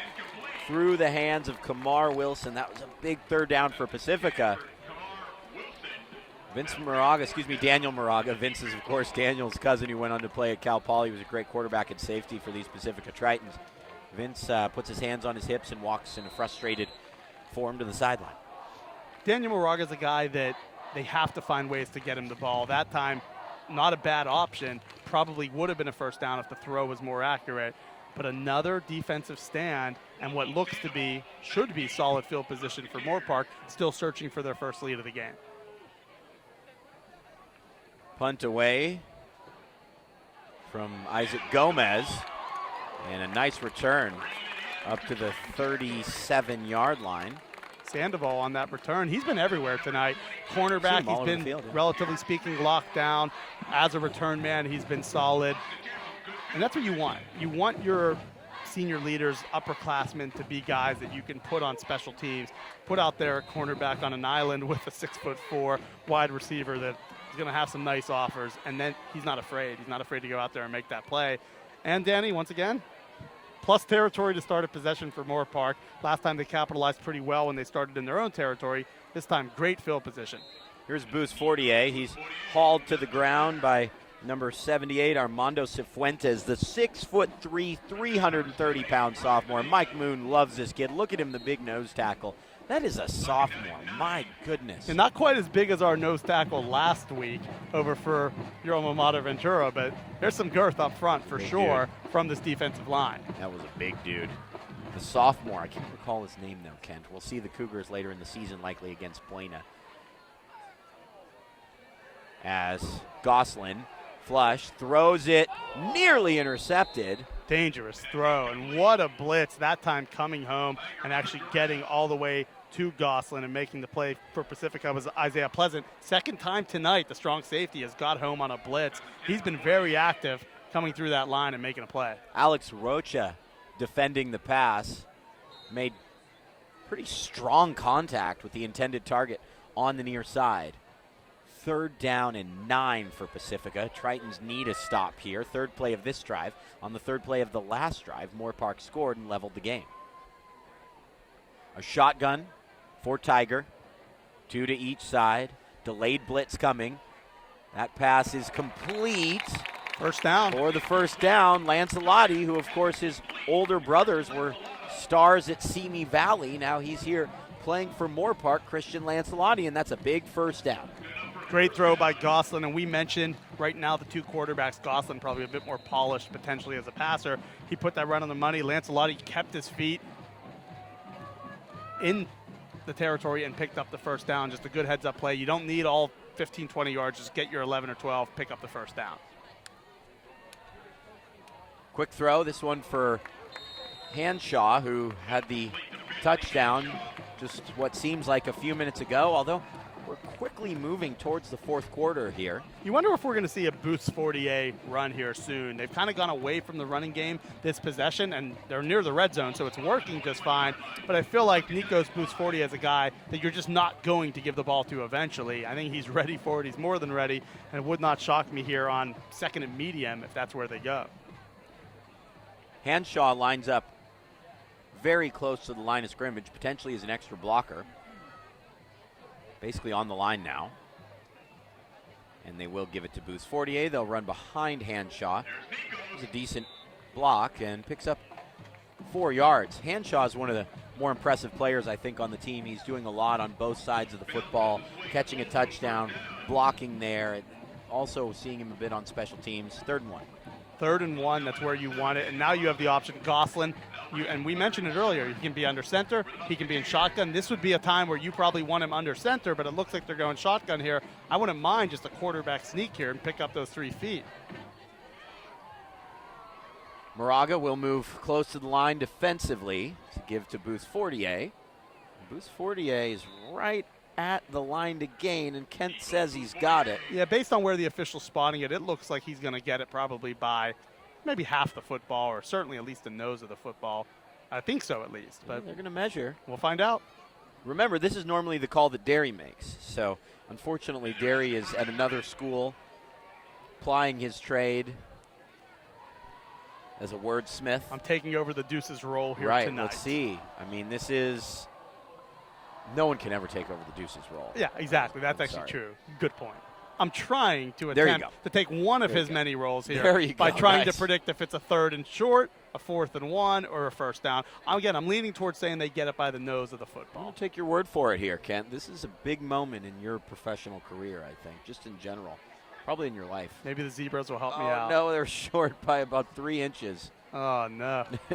Literally 1 inch, I think. Well, now it's time I think you gamble now here. You go under center. Yeah, I mean, now you line up under center and just see who has the better push up front. Yeah, and we've seen this defensive line win that battle up front. You just mentioned the big nose guard there, number 79, Miguel Areola. He's more than capable of pushing this offensive front back and stopping them here on 4th and short. Let's see where Gosselin lines up. I think he's about to go under center. The down marker there still has 3rd, but it is, as far as we know, 4th and 1. It is 4th down. Yeah, they probably should switch that down marker. Yep, and there you go. They have. A keen eye, Kent. 3:30 to go here in the 3rd quarter. 4th down and 1. Who will get the better push up front?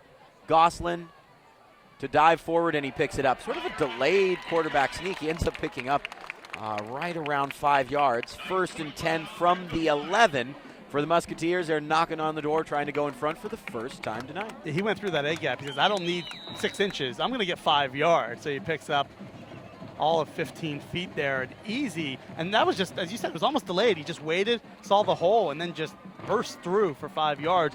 A great play by Gosselin. And now we're heading down to this territory. 3 minutes left in the 3rd. This becomes truly crunch time red zone offense. And maybe for the first time in our 2 weeks, we'll see a touchdown inside the red zone.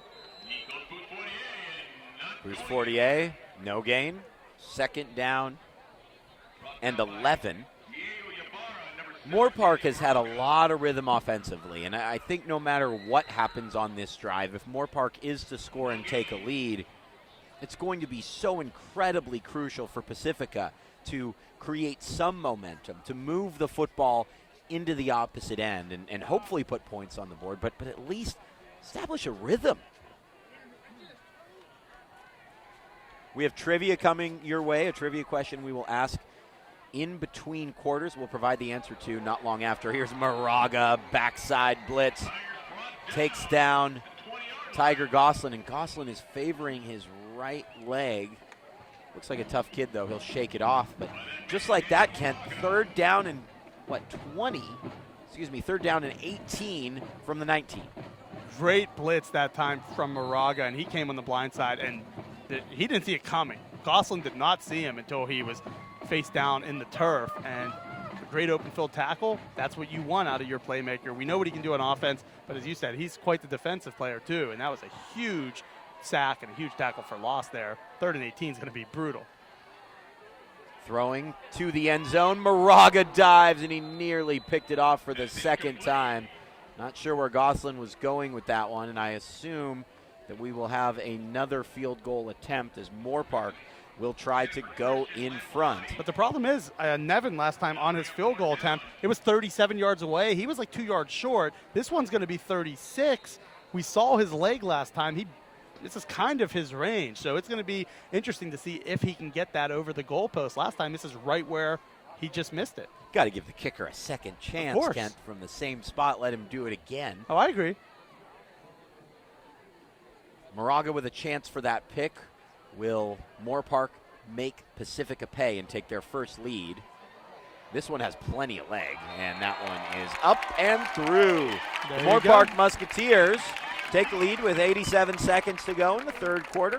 Their first advantage of the night, it's 17-14. That time he said, you know what, last time I didn't quite have a leg. This time I'll have it, no problem.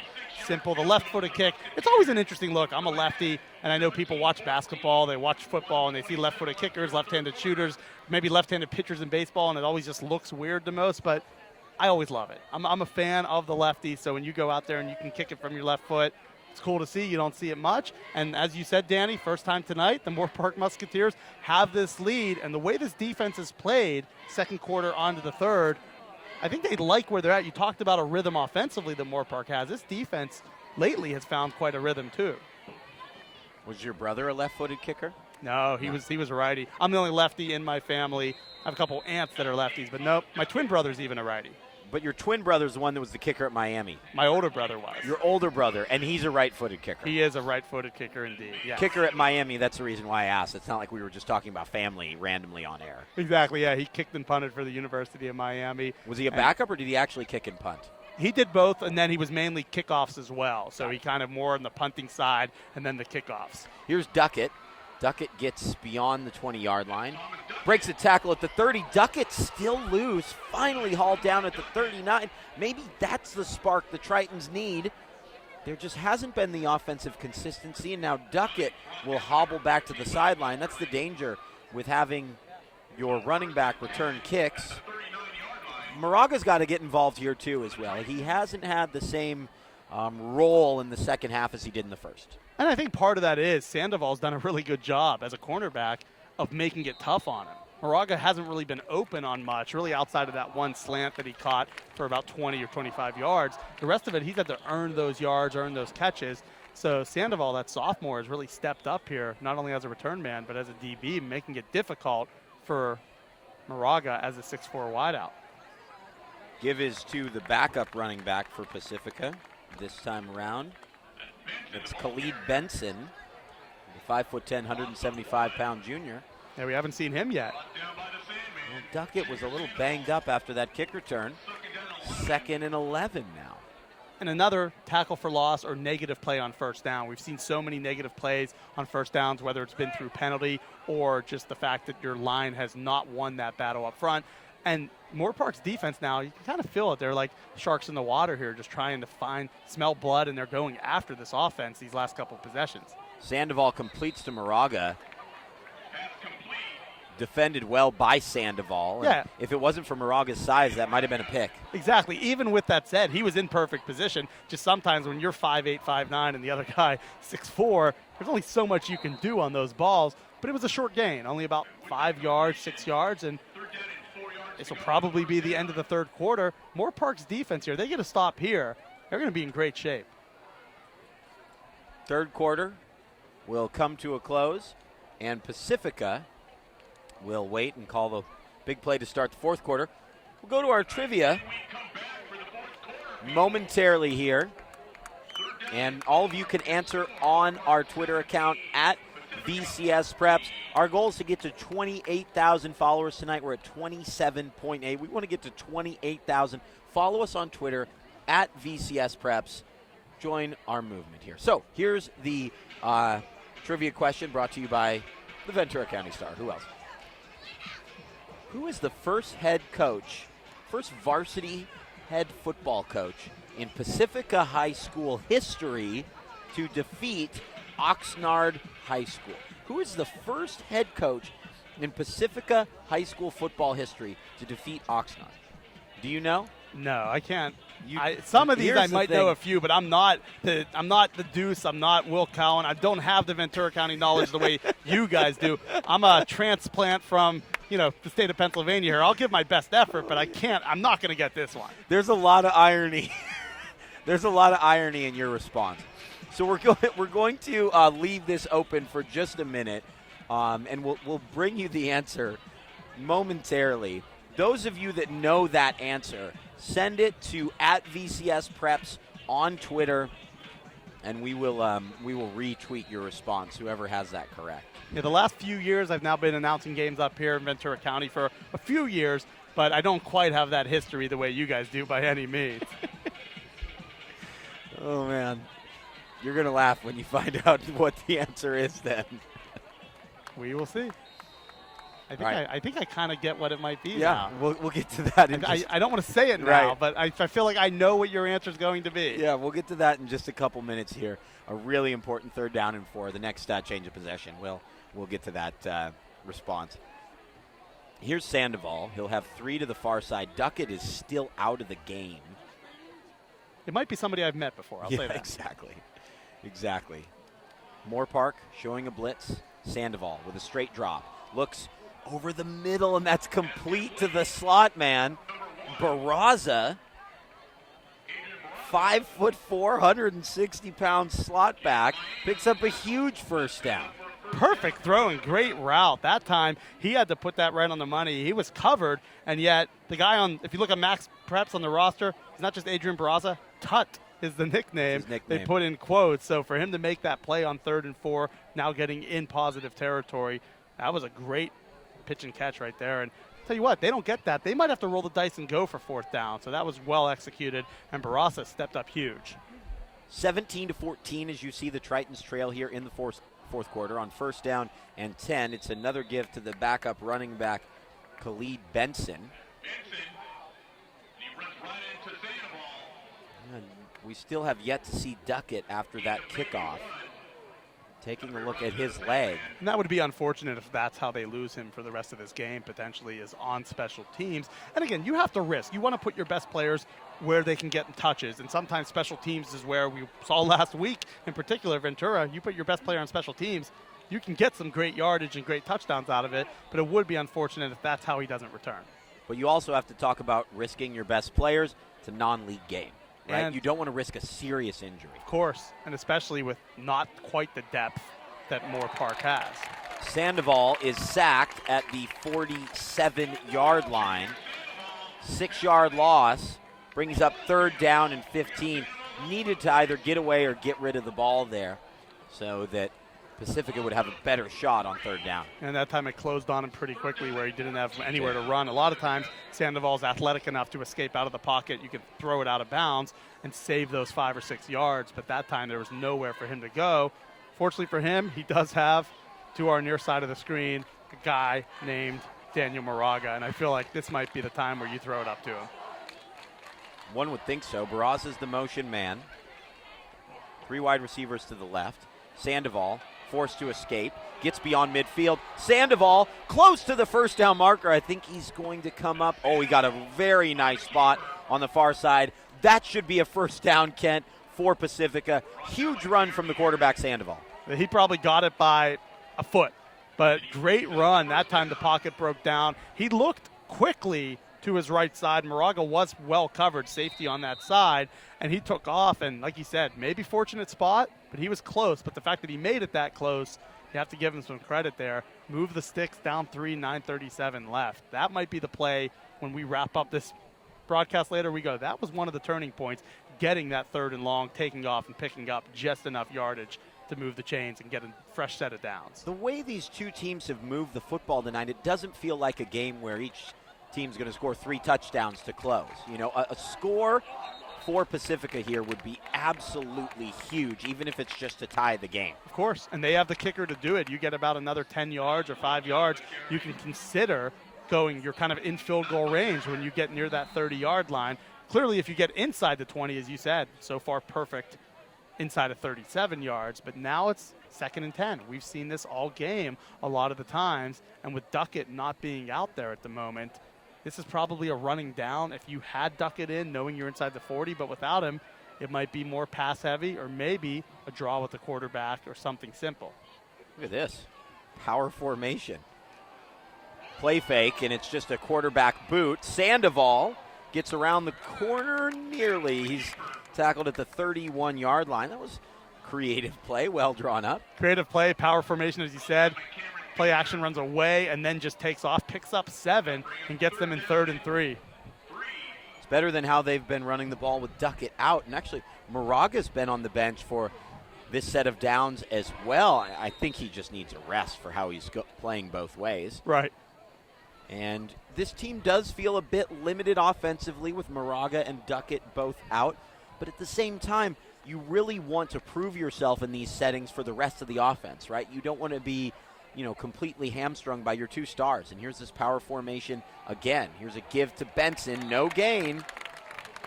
4th down and 4 coming up. 4th down and 4, ball on the 31. Might be a little too far. That'd be a 48-yard attempt, which would be extremely long.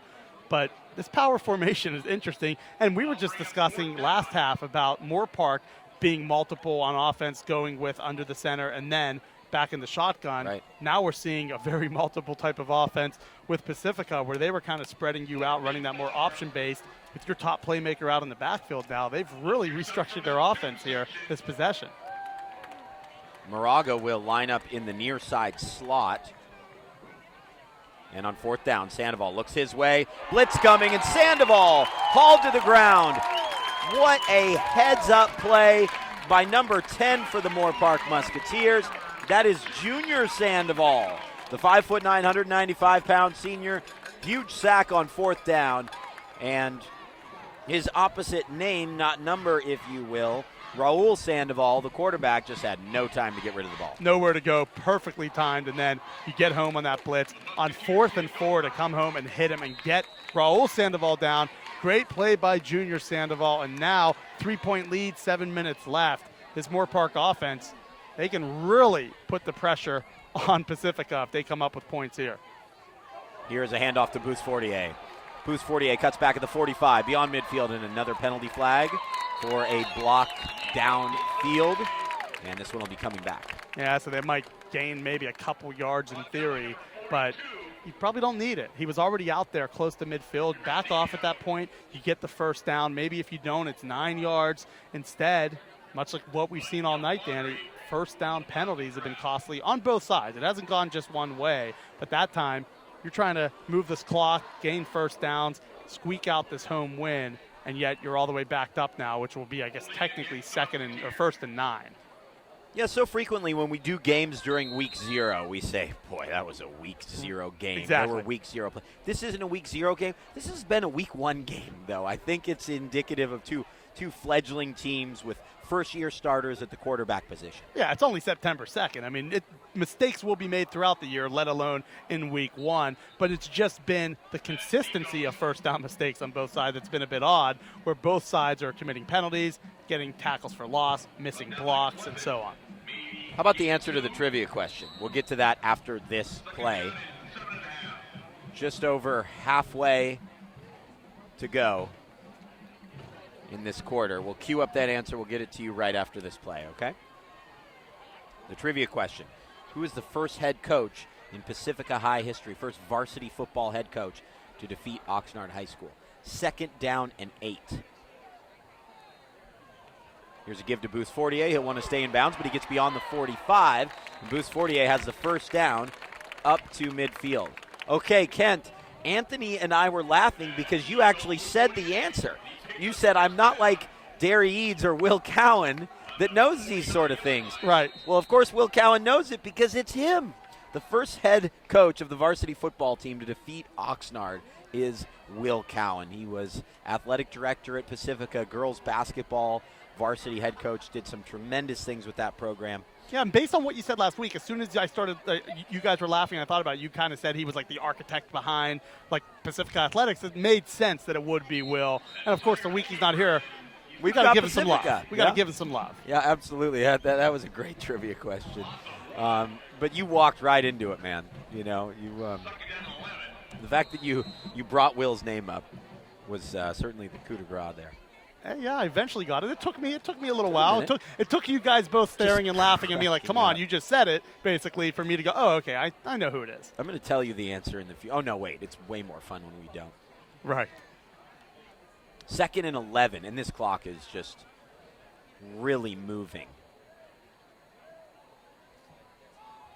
Here is Boost Fortier.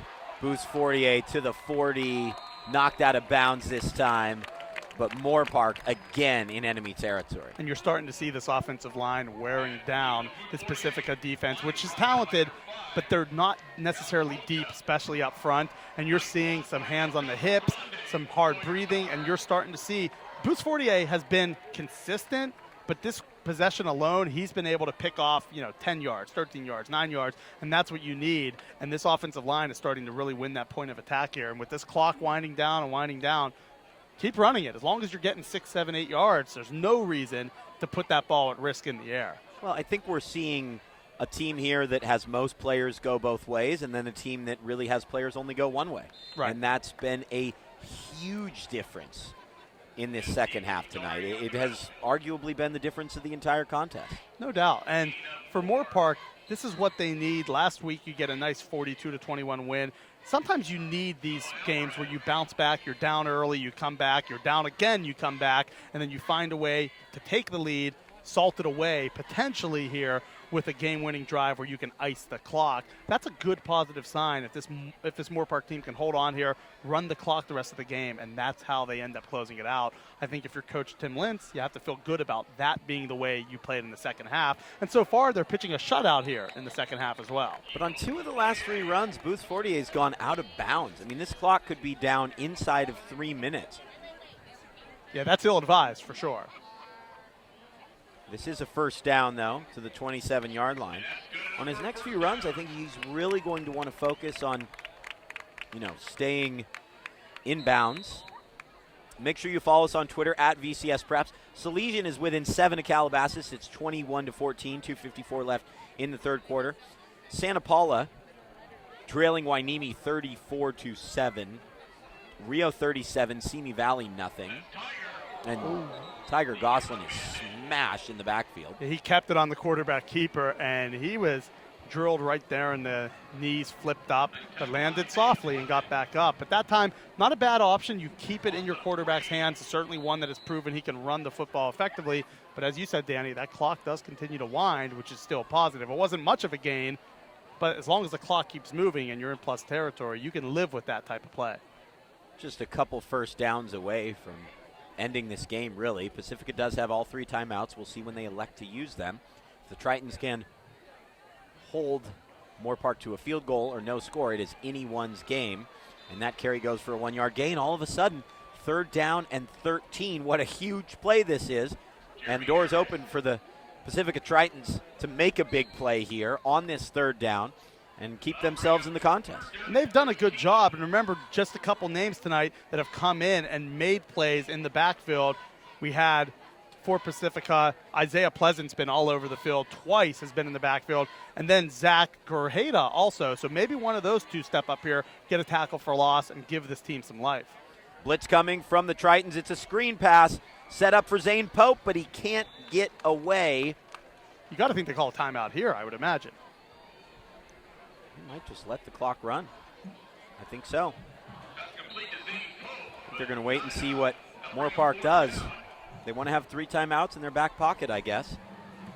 Yeah, I mean, you have to use them at some point. I get that logic, but I feel like I'd want my offense with the ball with 2:40-ish left and then having to work sidelines, and maybe instead of having 3, you can kind of get those, in theory, timeouts by stepping out of bounds and things like that. But nonetheless, I understand this. I just think I probably would go with the timeout in this situation. The one thing that having 3 timeouts buys you is, let's say you go 3 and out, or let's say on the first couple plays you turn the ball over, then you can punt and give your defense the opportunity to make a stop and have to drive back downfield. Yeah, now, worst that's case daunting. scenario. Right, worst case scenario, that is accurate. But I have to think, barring their 4th and 15 or 4th and 20, you're going to have to roll the dice and go for 4th and 5 or 4th and 7 as it is. But yes, that does give your defense life that if you play flawless the rest of the way, we can get that ball back.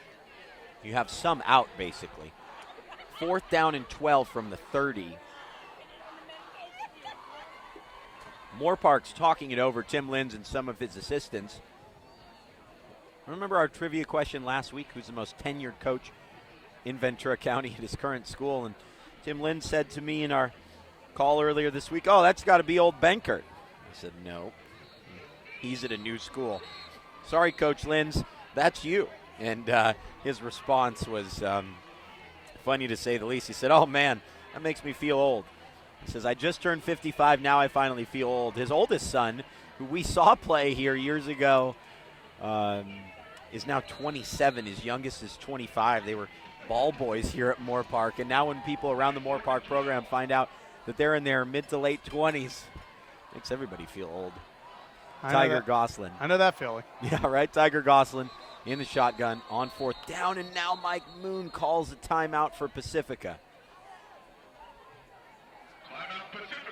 Wow, he saw something he really didn't like. He goes out to meet Moraga on the field. Yeah, he's not a happy camper whatsoever. And the fact that he burned one of those timeouts in this situation with the clock stopped as it is, he clearly was not happy with the way the defense was lined up.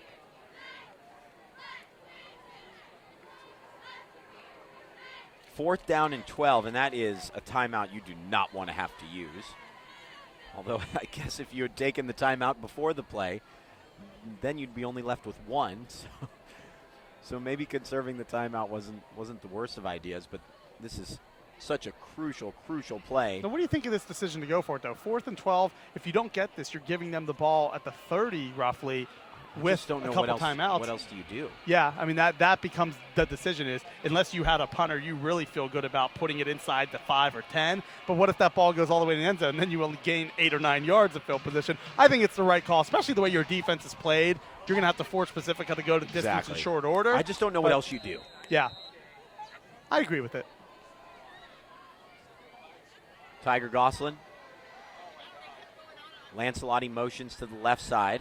Gosselin, lot of time to throw. Gosselin to the end zone, tipped away. What a defensive play from Miles Williams.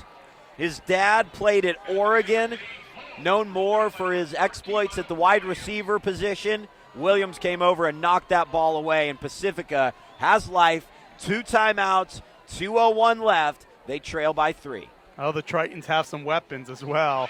And down 3, 2 minutes left, as you said, 2 timeouts, plenty of time. Great heads-up play defensively. That was open for a second. When we were watching it, that was well thrown. He put that on the money, but a great defensive play, knocking that ball away by Williams. And now we're going to see, down 3, they have been shut out this entire half. Frankly, shut out since the early portions, or at least part of the portions of the second quarter. It'll be fascinating to see what they do on this, what could be final possession. It's a flea flicker. Sandoval to throw for Moraga. Moraga makes the catch. No, it's incomplete. Falls to the ground.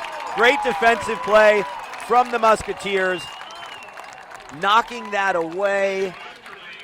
Westerling. It was Westerling. And how about that throw by Raul Sandoval? He put it right into the hands of the receiver, and that's what you wanted. The flea flicker, giving your receiver some separation, hopefully a step or two on the defensive back, which was there. And then Moraga had it in his hands, and it was swiped away. Perfectly thrown, though. And if he gets that, they have the ball all the way up 32-yard line with plenty of time left. What a huge defensive play there to knock it away and somehow preserve that 40 yards of field position. 2nd down and 10 from the 29-yard line. Great call from Coach Moon, by the way. Sandoval will keep this time, trying to get out of bounds, and he does. Yeah, he had to work to get out of bounds there. He put it in extra gear. Ends up picking up 5 yards. It's safe to say that Thomas Duckett is out of this game. We've seen since then Alex Rocha and Khalid Benson at the running back spot. What a call that was on the flea flicker. Just underthrown a hair. Love the aggressiveness and, frankly, the execution up until the final portion of it. Yeah, saying it was underthrown is pretty unfair. It's thrown to Williams, and Miles Williams makes the catch after the huge defensive play. He has Pacifica up to the 38-yard line, 101 seconds to go. 28-yard gain by Williams. Did it on defense, now he's doing it on offense. And another pinpoint throw. Sandoval's probably had his best throwing possession right here outside of that 50-yard fake punt. He's been excellent here in these 3 plays. Sandoval keeps it again. Sandoval trying to weave his way to the sideline. Didn't even get close, but picks up 4 yards. And Jeremy Harris stuck him. Jeremy Harris has been all over the field, just flat out stuck him there for the gain of 2. Because if he doesn't make that tackle, chances are he runs out of bounds, preserves that time. Huge tackle by Harris. Harris was involved in the coverage as well on the flea flicker attempt to Moraga. Pacifica's got to get to work here. 66 seconds left. Throws to the near sideline. Moraga gets beyond 1. I thought he was going to go out of bounds. He stayed in. The clock stops with 57.4 seconds left. Maybe at this stage you just clock the ball. No, not with this amount of time left. Okay. Because you don't want to give it down away with 57. If there's 27 left, I get it, but there's more than enough time right now. 2 timeouts, I think. You might want to get the play in quicker. Yeah, the play hasn't come in yet. Now Pacifica has it, but if I'm Pacifica in this situation, I want to win this game right now. I don't want to go to overtime at Moorpark. Quarterback keeps it again. Out of bounds at the 16-yard line. One thing I'll say with Sandoval running the ball wide to the sideline, the Moorpark players have showed a very characteristic discipline to not get a personal foul penalty. You walk such a fine line with a quarterback like that who maybe isn't the fastest guy out there, and they've done well Timeout not Moorpark. to and Moorpark calls a timeout to regroup. They've done well not to commit a penalty. Yeah, because it could be easy in those situations. And a lot of times it's not even a flat out, you don't drill the guy, but it's just a slight push, but it looks so much worse. If you sneeze on the quarterback near the sideline, like that's a penalty these days. Right. What a game. I know. It's been a really fun and interesting game. You love seeing an entertaining game, and you look up at the scoreboard, and it doesn't say 45-42. You know, it says 17-14, and that just doesn't happen as much anymore these days. Yeah, I expected it to be, I mentioned earlier, shootout, probably last team with the ball wins. Instead, it's been more of a defensive struggle. Last team with the ball may or may not win. And, Danny, we're still searching for our first red zone touchdown of the season. This is opportunity. We might see a game winner final minute in the red zone. We still have not seen a touchdown these last 2 weeks, less than 20 yards.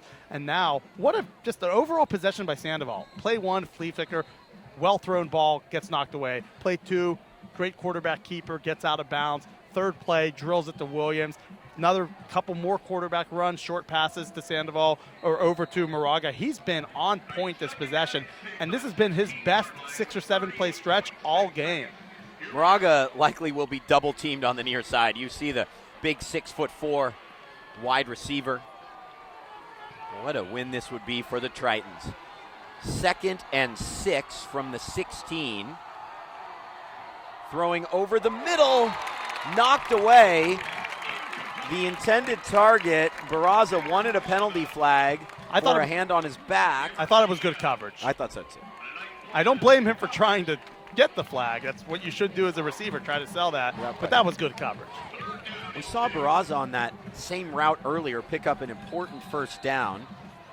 Now remember, after this play, if the pass is incomplete, there will be 30 seconds left. But Pacifica will just have to go and kick the field goal and tie the game. Yeah, and you mentioned Gomez inside of 37 yards. Perfect last season. So they have to feel pretty good about their chances of sending this to overtime if this is incomplete. He did miss a PAT last week, didn't miss one all last year. 3rd down and 6. Pump fake for Moraga. Sandoval flushed. Got away with the hold for sure. Yeah, they did get away with a hold. They end up losing 5 yards, the Tritons, and now it's a 38-yard kick from the right hash on the 21-yard line. Moorpark trying to send this game into overtime.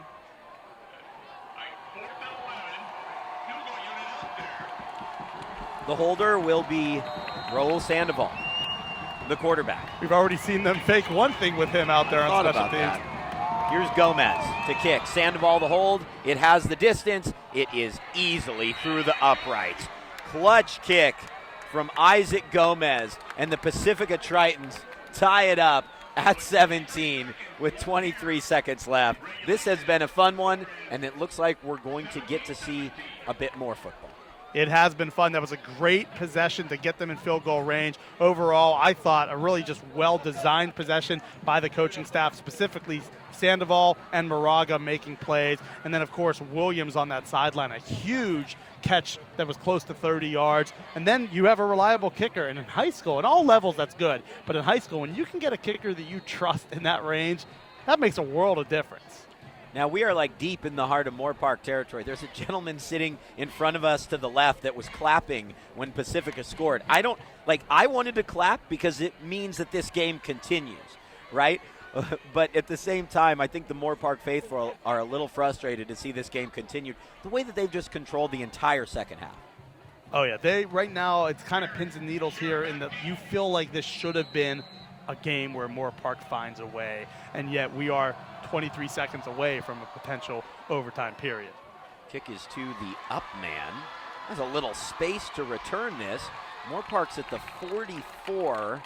They have 1 timeout remaining. It's funny, Pacifica didn't use a single timeout on that drive. No, they didn't. And at the 44-yard line here, you can go sideline a couple times, even if you get the first, spike it, and then try a Hail Mary and see what you have. Be a long completion and then try a long field goal potentially even. Could be. Johnny Mesa is the longer range kicker. We've seen Niven tonight. He's 1 for 2. It's first down for Tiger Gosselin. Let's see what Tim Lins wants to do here. 3 rushing linemen. Gosselin throws. That's complete. Getting out of bounds. No, the clock will continue to run. Forward progress is stopped. Moorpark takes a timeout, and the clock runs an extra 2 seconds go off, and there's 5.4 left. I do understand why the official ran the clock in that case. His forward progress was stopped, and then he went out of bounds. Yeah, I agree. And so you have to call the timeout. You can run one quick play potentially towards the sideline and then throw up a Hail Mary, or you just do it here. We'll see.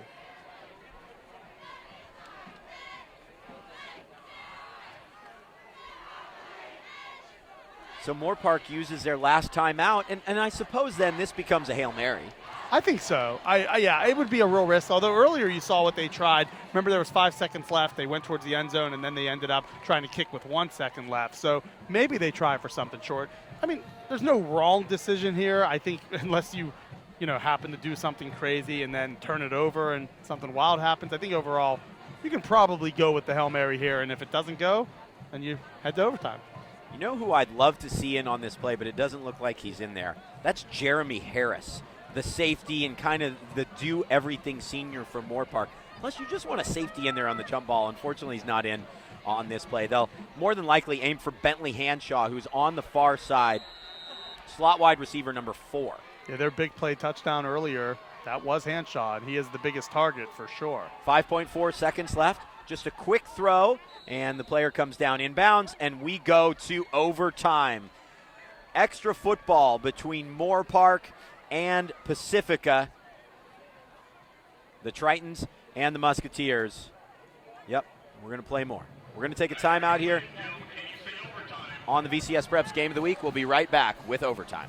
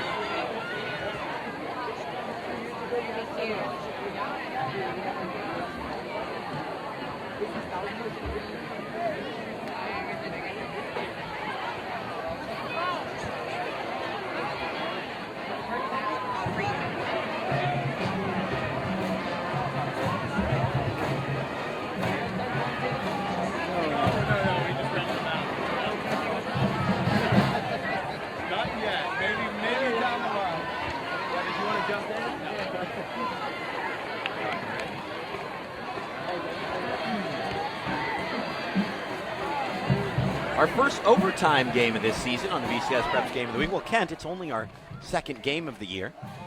Yeah, last week running clock, this week overtime. So just a this little week, balance. no clock, basically. Yeah. No clock. So here we go. And this has been a fun one. It's been highly competitive. Early on, 7-0, answered it 7-7, and then Pacifica once again, 14-7 lead. Moorpark came back strong in the third quarter, tied it up, and then this fourth quarter, that field goal we thought might be the difference. Moorpark was trying one first down, potentially away from running it out. They could not get it. And how about that final possession, Danny? The plays made by Williams and Moraga and the likes and squeaking out, getting that field goal and sending this thing to overtime. That was a very impressive final drive, and I give a lot of credit to Sandoval. He has to be as confident as he's been all night as this overtime period starts, but his defense gets to go on the field first, and now we'll see what Gosselin and this offense can do. To me, this is the game. If Moorpark can score, I believe they'll hang on and win. If Pacifica can limit them, the Tritons have a great opportunity. And on the first play, Booth Fortier, no gain. And one thing to keep in mind, field goal-wise, advantage for Pacifica in this situation, meaning if you have to attempt a 38 or 42-yard field goal, I think Pacifica feels okay about it. I'm not sure right at the moment that Moorpark feels great about that. Couldn't agree more, Kent. It's a great point. Each team with 2 timeouts here in overtime. We're tied at 17. 2nd and 10 for Tiger Gosselin. Pacifica bringing a delayed blitz. Gosselin gets away, throws to the end zone. Broken up. Williams again. The second time he's broken up a pass in the end zone in a matter of minutes. Williams has been a playmaker both on the offensive and defensive side. Same end zone as well. That's twice a pretty good pass by Gosselin. Great job by Gosselin to escape the pressure, step up into the pocket, and get that to the end zone. But what a heads-up play by Williams once again coming up huge. And it's 3rd and 10. And this is not where Moorpark wants it, because I think if they only pick up 3 or 4 here, they're going to have to go for 4th down. I don't think they kick that field goal that's over 40. Trips to the near side. Might even try and pick up half the yardage. It's like a screen pass. Gosselin flush. Gosselin just heaving it up for the end zone, and it's overthrown.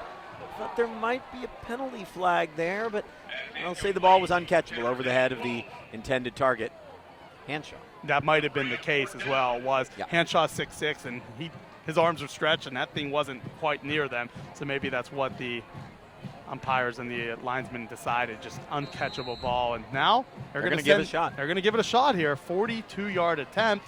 We will see Nevin today 1 of 2, so he's made one. He made his last one.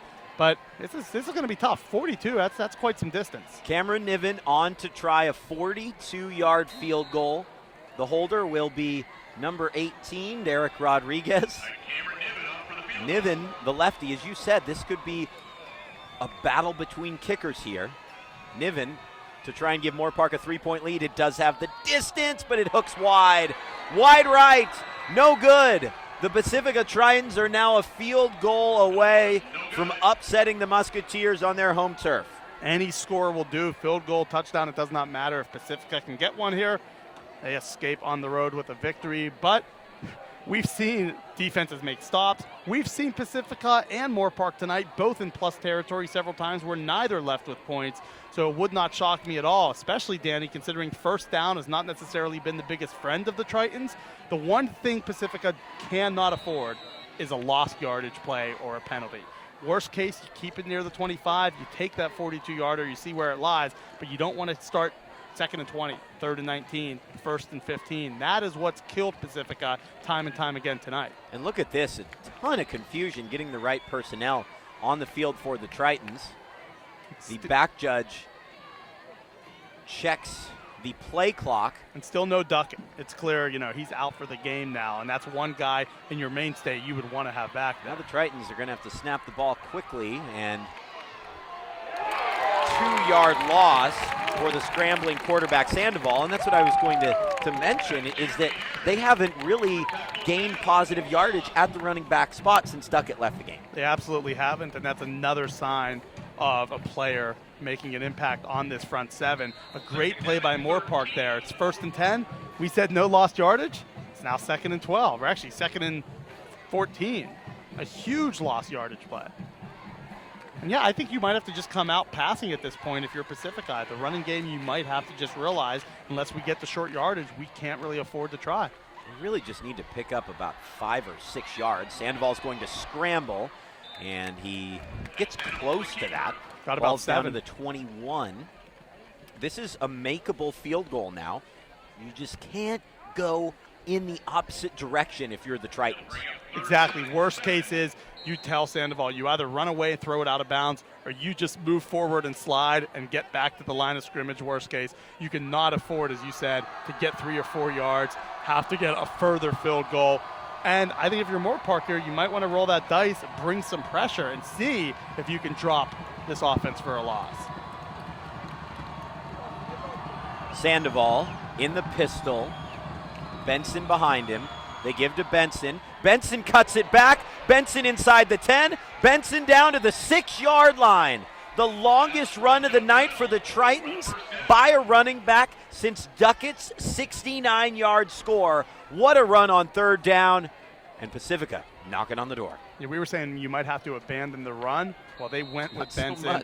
They got it down right through that A-gap, picked up about 16 yards, and now it seems to be, assuming Pacifica doesn't mess up here, kind of a matter of when. Worst case, you set up a chip shot field goal, but that was a heck of a call and a great run from the backup, who had, yes, he had fresh legs, but yeah, he was struggling all night. First and goal from the 6-yard line. Sandoval keeps. Sandoval still on his feet. Sandoval picks up about a yard. Great defense. Now, this isn't the pros or even college where your field goal team is just a sure shot, but the Tritons are going to bring out the kicker and try to win this game. They're not wasting time. They feel like we have it. It's a 22-yard field goal attempt. That's 2 yards past an extra point. You're right there in the middle. I understand it. I think that you have faith in your kicker. And is Tim Lynn's going to take a timeout is the question. It doesn't look that way. Isaac Gomez didn't miss from inside 37 last year. The snap's down, the kick's on the way, and it is good! The Pacifica Tritons take down the mighty Musketeers here at Moorpark. 20-17 in overtime. What a win for the Tritons. You can tell what it means to this team. They trailed late in the fourth quarter. A 2-minute drill ran nearly to perfection to tie the game. And Pacifica pulls off the win in the extra period.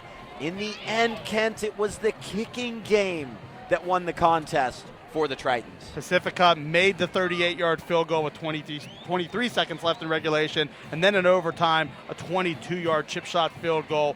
And that was the difference. And also the fact that in overtime, Pacifica's offense was able to create some yardage, and Moorpark's went 0 yards, had to settle for the 42-yarder. That ended up being the difference in overtime. Pacifica made 1 or 2 more plays, and they find a way on the road to get that first win of the season. That's an impressive win here against a pretty good Moorpark team. And just looking at the scope of this for a program like Pacifica, coming out here, beating a Moorpark team that spent so many years in the Marmani League, that played for CIF championships under Tim Lynn.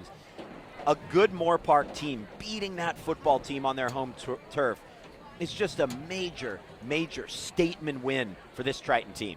And then also you lose your starting running back who had 200 yards last week, a 69-yard touchdown. Duckett leaves with that special teams injury, does not return. And who is it making a play? The backup running back comes in with the 16-yard gain, putting them first and goal at the 6. Sometimes we discussed before the game a little bit, the depth probably advantaged Moorpark.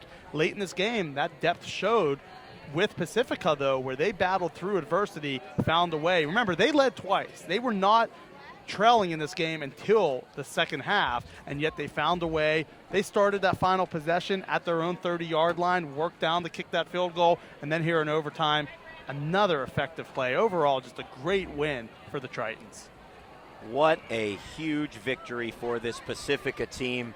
Coming up next for the Tritons, it doesn't get any easier. They have Camarillo next week on the road, then Calabasas, but they'll feel confident going into that game against the Camarillo Scorpions. Moorpark falls to 1-1. Both teams now at 1-1. They have Simi Valley next week, and then the Westlake Warriors in what is now a non-league game. We'll have full highlights for you on the VCS Preps post-game extra. Should be up on vcstar.com at some point tomorrow. Hopefully we'll get a chance to catch up with a Pacifica player as well. What a night, Kent. A huge non-league win for the Tritons. A big win. For Moorpark, it's disappointment. You feel like you probably had the opportunities to close this game out, get the home win, improve your record to 2-0, but they didn't make the plays late to either extend the lead or to extend the possession and wrap it up. They gave Pacifica life. We said that after that fourth down incompletion. Pacifica has life, and they found a way to make that play. And how about Williams? In that final fourth quarter alone, you had Miles Williams knock down a pass on fourth down, get a 30-yard catch on second down, and then in overtime, he knocks down the pass that probably would have been a touchdown. So Miles Williams, kind of an under the radar MVP here in those closing moments of today's game, came up huge. That was a great point, too. Absolutely huge play. It's been a pleasure, Kent, for Kent Brown and our producer, Anthony Placencia. My name is Danny Page. George Contreras joins us in the booth next week as Newberry Park takes on Westlake live on the VCS Preps Game of the Week. Thanks to everyone back at the Ventura County Star for all the latest scores and news. Follow us on Twitter at VCS Preps. Good night, everybody.